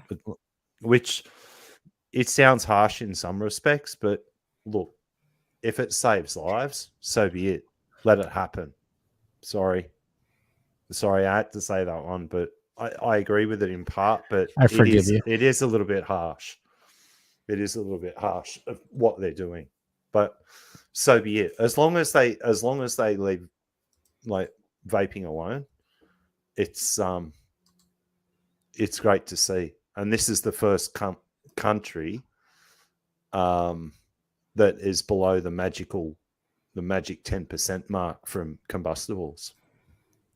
It's actually very, very cool. He has herpes. Oh, what? No, just kidding. Oh, That's for life, Tim. man. That's like man. luggage. That's for life, man. No, Really? Tim just got the flu. Really? He has Really? the flu. He's got the flu. He's had herpes Oh. for years. That's old Yeah, news. he's got the flu and a little hint Crap. of he's got a little hint of mono. No big deal. Okay. It's from the Kiss No. concert. He met somebody. You know, big, No fake news here. no, big, big shout out though to New Zealand for what Yeah, they're doing. that's This is a very smart move, Yeah. and I like seeing news like this come out instead of being kicked in the guts by some idiot ants over in the corner. This is Yeah. actually smart. Yeah. It's such For a once, it's small country. I mean, it's a small country, and they're a Mhm. country that's really they have been pretty strict since their existence. I mean, you can't they check your shoes before you come off the plane there to make sure you're not bringing Okay. something from another country into their country. It's crazy. We have the same rules here because Yeah, of you our too. Yeah. our biosecurity between our two countries is very, Yeah. very similar Yeah. because of our wildlife and things like that we've got here. I had a friend that went to New Zealand and they wouldn't let him bring his golf clubs because he had blades of grass shaving things on his clubs. They actually have a washing service. Yeah, at they the- did. That's at what the he did. They had a airport. washing service. He had to clean his It's clubs at the it's airport. it's pretty strange, but yeah. They didn't and want when him you- bringing when- some type of whatever grass that he was playing on to that country and then Correct. killing their grass. I was just Have like, you seen the golf courses in New Zealand? yes, I have. Oh my god, they're epic. Yeah, no, that's awesome that they have good numbers that show that it works, and I think the more that the more other countries see that, I don't know, if it helps or doesn't help, or how much Bloomberg has in stopping certain things from happening, but I think those numbers are numbers that show it works. But there is one problem with this article. The actual Australian rate is not 10.7. It's actually 13.8, almost 14. They're lying completely. They're fudging the numbers here. Just bastards.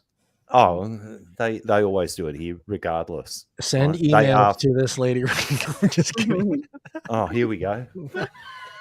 Here we go. We're gonna hammer someone at the Guardian. Yeah, this is gonna be fun to watch. Yeah, we have someone. It says 16.5, and then it says No, that's the the most OECD recent- average. average, Right, yeah, is yeah, 16.5. Okay, 10.7. Australia is 10.7. Sorry, but no, it's about 13.8 to 14.6. And if you look at lower socioeconomic here in Australia, it's around 40%, which is even it's still more so hideous. crazy, that number, and just to think what you guys have to pay per pack of cigarettes. It's insane. Oh, they just went up again. Yeah. They just went up again the other day. They don't understand that. They can raise them and rate. We're still going to buy them. They're still going to buy them, dude. It's either they're going to buy them or they're going to fucking steal them. One of the two. The illegal tobacco industry here in Australia, it's alive and well, and it's actually flourishing. It's scary to watch because we're at $40 a pack now. You might as well say. I got your second article here, Mr. Paul. Yep. Let me make sure I open it. And It says this error. one, It this says is error the has big occurred. one. It said error has occurred because we are unable to send a cookie to your web browser or site use, so I can't open it. Excuse me. Please contact customer service. They know they know who I am, and they won't let me open that article, Mr. Yes, Paul. it will. Yes, it will. I'll show you, man. I'm not messing around. Oh wow! I wouldn't lie to you. Okay, then go to. You're not a girlfriend. I wouldn't lie to you. Okay, then go to the article that's in the private chat. Right? Oh, that's the one I clicked on. No. There's two, and one takes me to New Zealand. The top one, no. Okay, the top one shouldn't take you to New Zealand at all. No, it's Dr. Colin Mendelsohn. All right, there it is. It came up. Okay. This is some. Oh, we're gonna go to the Australian government and kick them in the butt now. Kick them in the butt now. bye, you silly people, and Mhm. kiss your ass goodbye to the prescription model, hopefully, in the near future. This is probably the most wonderful news to come out regarding the Cochrane reviews and what's going on in NRTs, right? And that whole industry. Because this has proven now, right? 78 new studies, and these are all documented studies, 22,000 random participants, all showing the same thing. Guess what, people? Vaping does help you step away. And this is the most one of, as Colin says, it's widely regarded as the most authoritative summaries of the state of evidence. Compared with quitting with all these other different means, this now is showing proof. And I said it to someone earlier today. I said, I wonder if anyone at the FDA is going to read this now, because this just actually makes a mockery of what they're doing with the whole industry in the United States right now. They're probably burning it as we speak. I was gonna. The whole report Australia is that a country? The whole report is 300 pages. So yeah. I wonder if they're all just rolling up the pages and lighting each other's cigars right now, because this is just screwed them big time. I'm sorry, but it's quite interesting, because last week we had the budget reviews, okay, for the TGA and everyone here in Australia. Now, they're going to have to eat their words, all right? They're definitely going to have to eat their words. And the Australian government, well, what the hell was that? He's just saying goodnight. He just wanted to come on to bust your balls. Oh, all right. Not a problem. The Australian government and all the body part organizations are going to have to take a little ticket and get in line, because they're all going to get a flogging now. It's quite fun to watch that they're going to have to now, bite their tongue and go, we're wrong. And in the Senate hearings last week, the head of the TGA, Professor Skerritt, is, oh wow, the head of the TGA, Professor Skerritt, was backpedaling on every single question that was asked of him, and he couldn't answer the questions with a straight face. No. This evidence now shows and proves beyond a doubt that the Banks report that was released only a few weeks ago into vaping is now completely and utterly debunked. All right. Every part of that whole report has now been thrown out. It will have to be thrown out, and there will have to be a new study done, completely including every single one of these studies and the 22,000 cases that were studied. So guess what? Now, this could be a pivotal point or a paradigm shift in what is going to happen here in Australia. There's chatter in the background that they could overturn the prescription model and start regulating vaping, as we've been asking for since 2014. That could be the first thing, and it could become a consumer product. We're hoping that could be the case.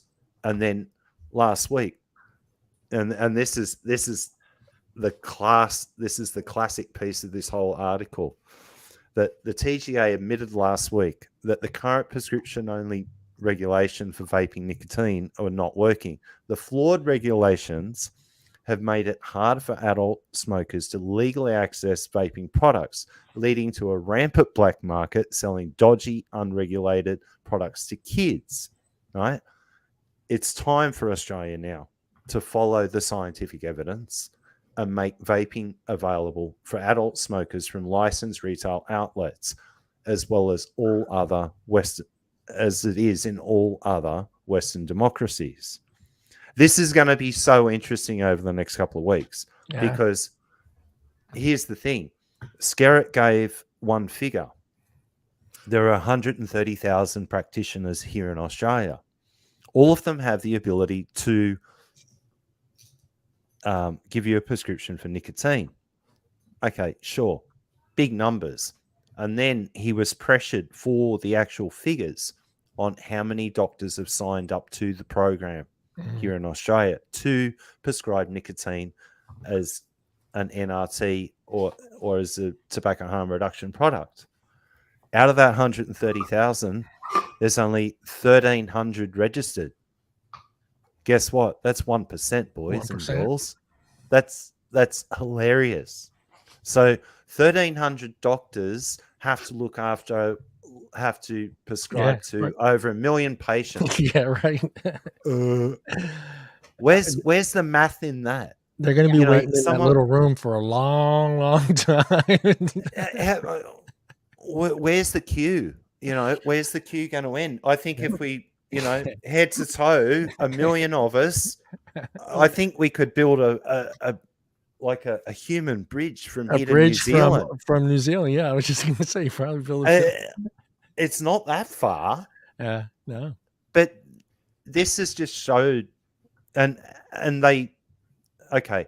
And then Skerritt came back. One of his comebacks were that, we don't regulate the products that don't have nicotine in them. All right.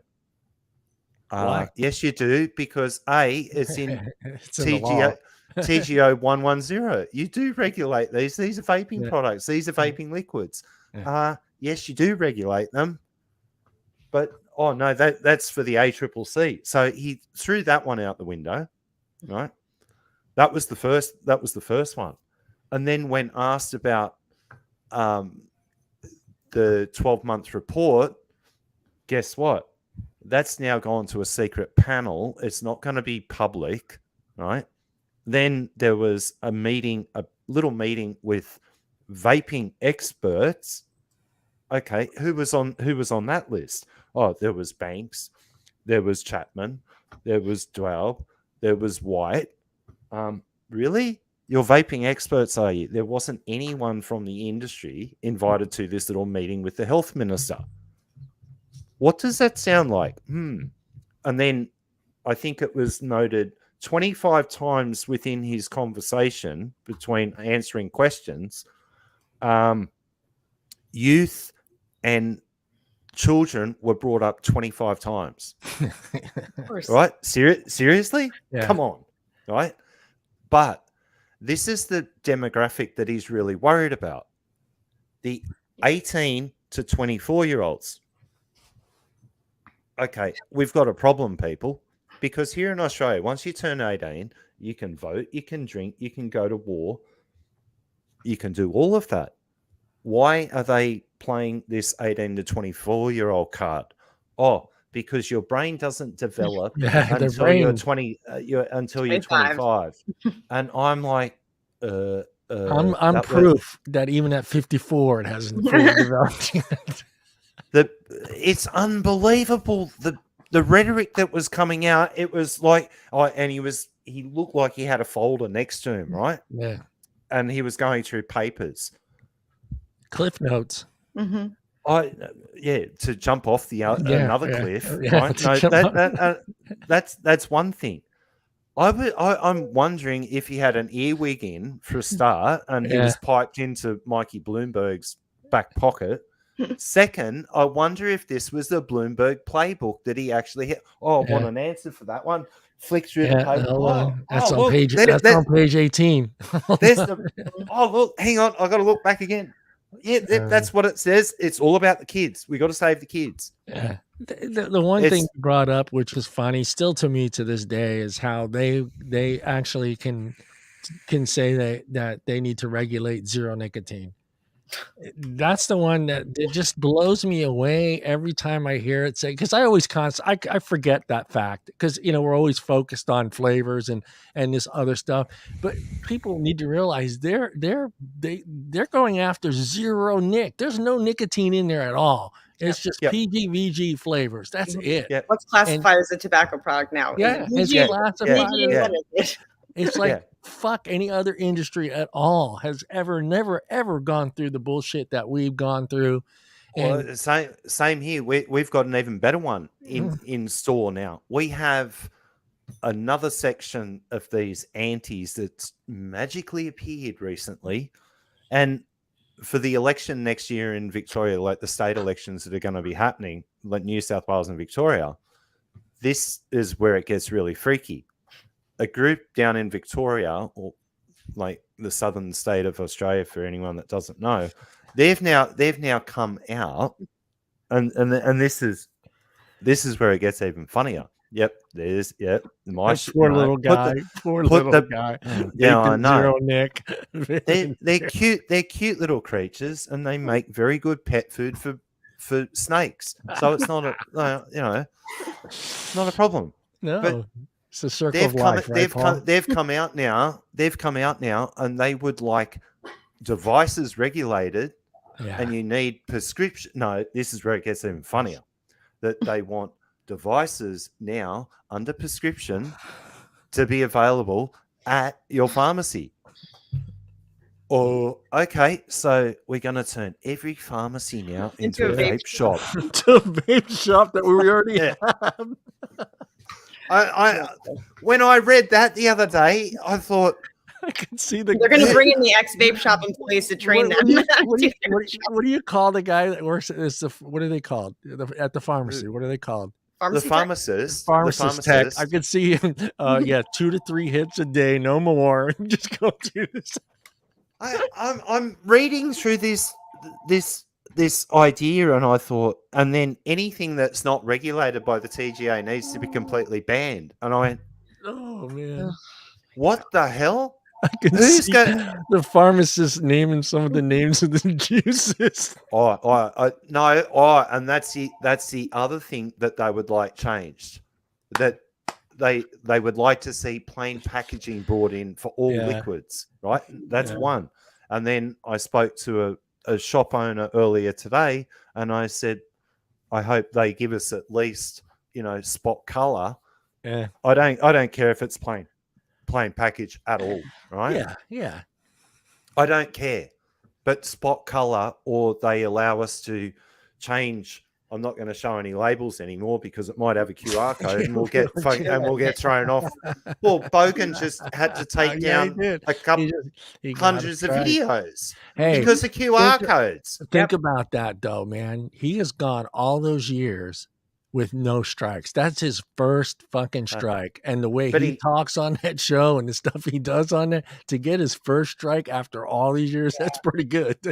Yeah, I know. I understand that. But it sucks. Oh, and by the way, they also want the disclaimer, the same logo, smoking kills, and all the rest of the rhetoric put onto our bottles. This product might contain nicotine.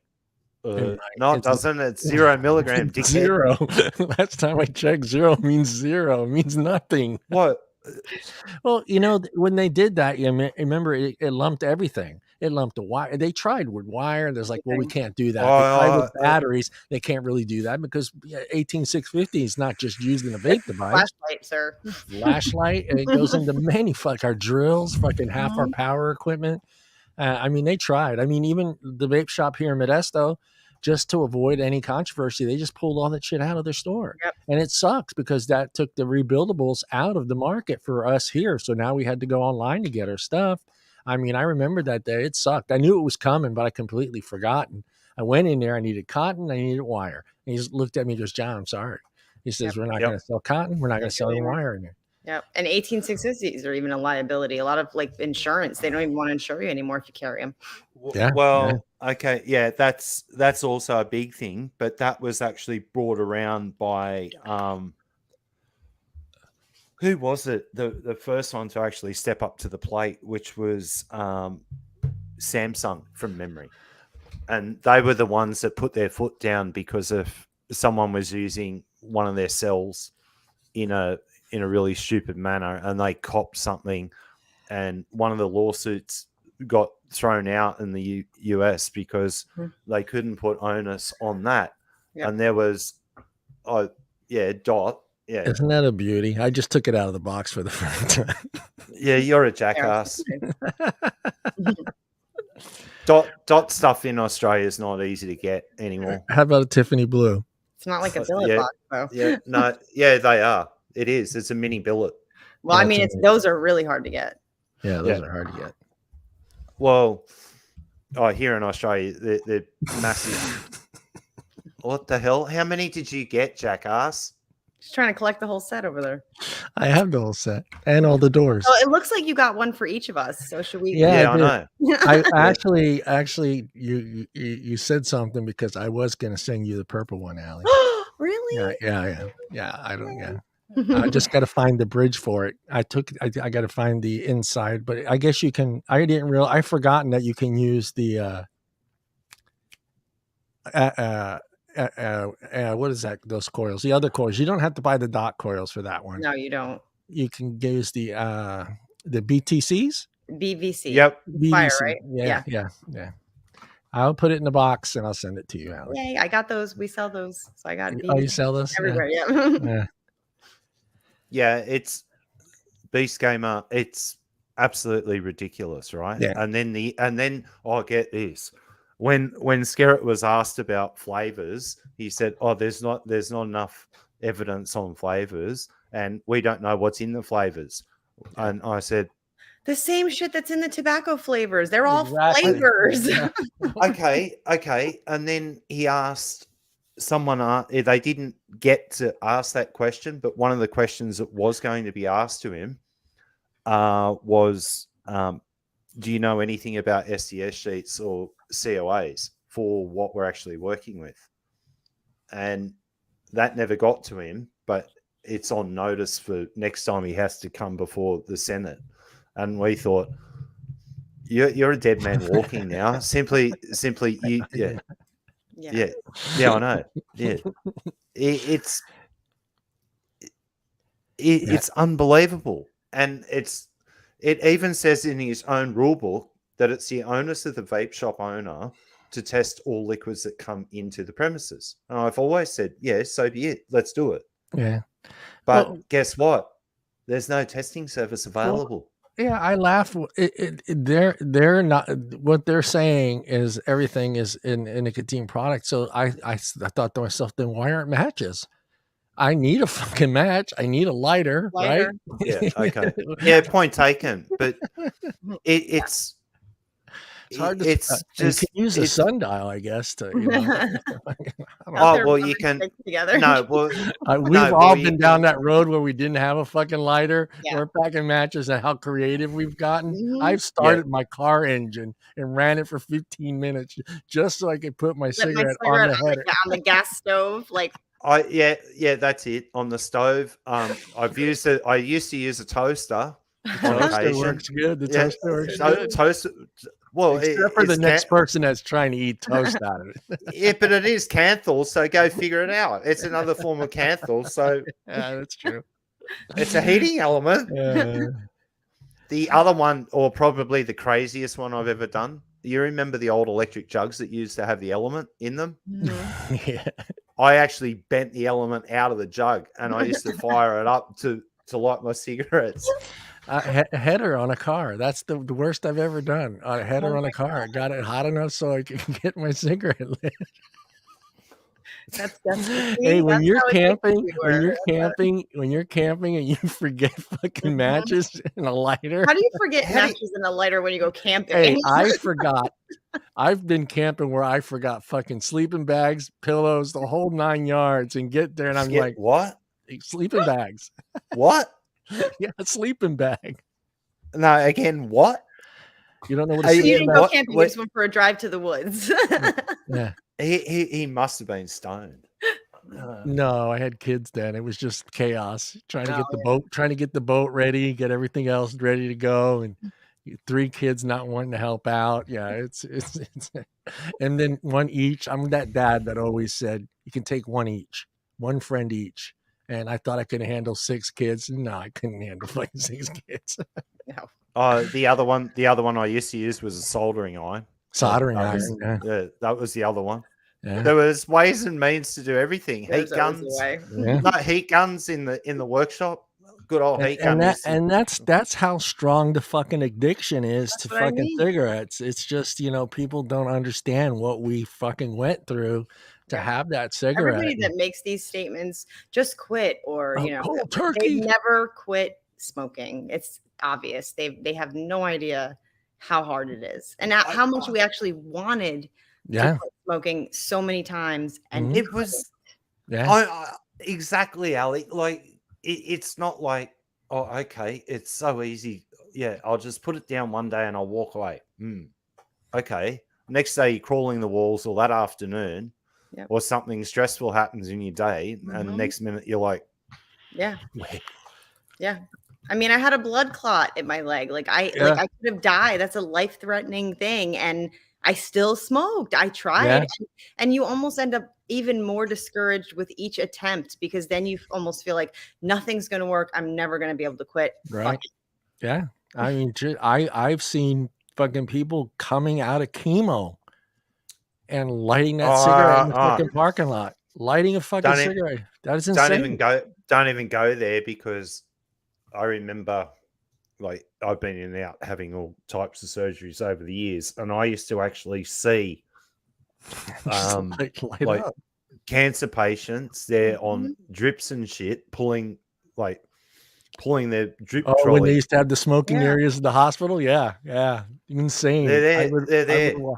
Yeah. And you think that would encourage us to stop smoking. I walked by that little smoking area at the hospital, and they used to have the glass windows, and it was outside, and you would see people with the 2 IV vacs fucking dragging them out there having a cigarette, and thinking to myself, I should quit. I don't want to be that guy. I don't want to be in my 60s and late 70s, pulling an IV thing around and smoking. The best one still to this day, right, is an oxygen tank. And I thought, you got an oxygen tank down there? No, get this. He had the mask hanging off him. He's got an oxygen tank there on the base of the drip stand, and off his throttling down to the smoking area. I went, he probably had the ashtray on the oxygen tank. I just said, what the fuck am I looking at here? What kind of hospital am I in? Yeah, that should be our advertising. That should be the vaping. It should have a guy on the fucking I actually had a customer that used to bring in his oxygen and I was like, we have got to get you off cigarettes. And he vaped and he was better, but I mean, he was really not doing well, and it's because he was a 3.5 pack a day smoker. I mean, you get to a certain. I mean, that's my uncle. He knew, and he just like, hey, I know I'm gonna go. I enjoy. And at that point, sometimes the doctor will say it's not going to make a difference if you quit now or not. Anyway, and I really don't. Before we go to end the show, but I really don't think people understand how much we loved to smoke. We knew how bad it was for us. We knew we were going to get cancer, but it was just that we just loved it. We loved the way it tasted. I say that to myself. I'd light a cigarette and be like, "You idiot! This is going to kill you," but I still did it. You still did it. It was it made you a more calmer person. No, right. All right, guys, we are out of here. We had a great show. Thank you, Allie. Thank you for getting Michael on the show and doing that video for us. Thank you, Paul. And we will see everybody next week. Tim should be back. He should get cured from whatever ailment he has. I'm not going to make any more suggestions, but he should feel better, I'm sure. Then proper medicine will heal him. That's about it, guys. Thank you, everybody out there in chat. And we'll see everybody next week. Same time, same place, same channel. Good night, everybody. Oh, I got to hit the thing. That would help. Yep, you got to hit the thing. I had the thing on the mouse. Bye, everybody.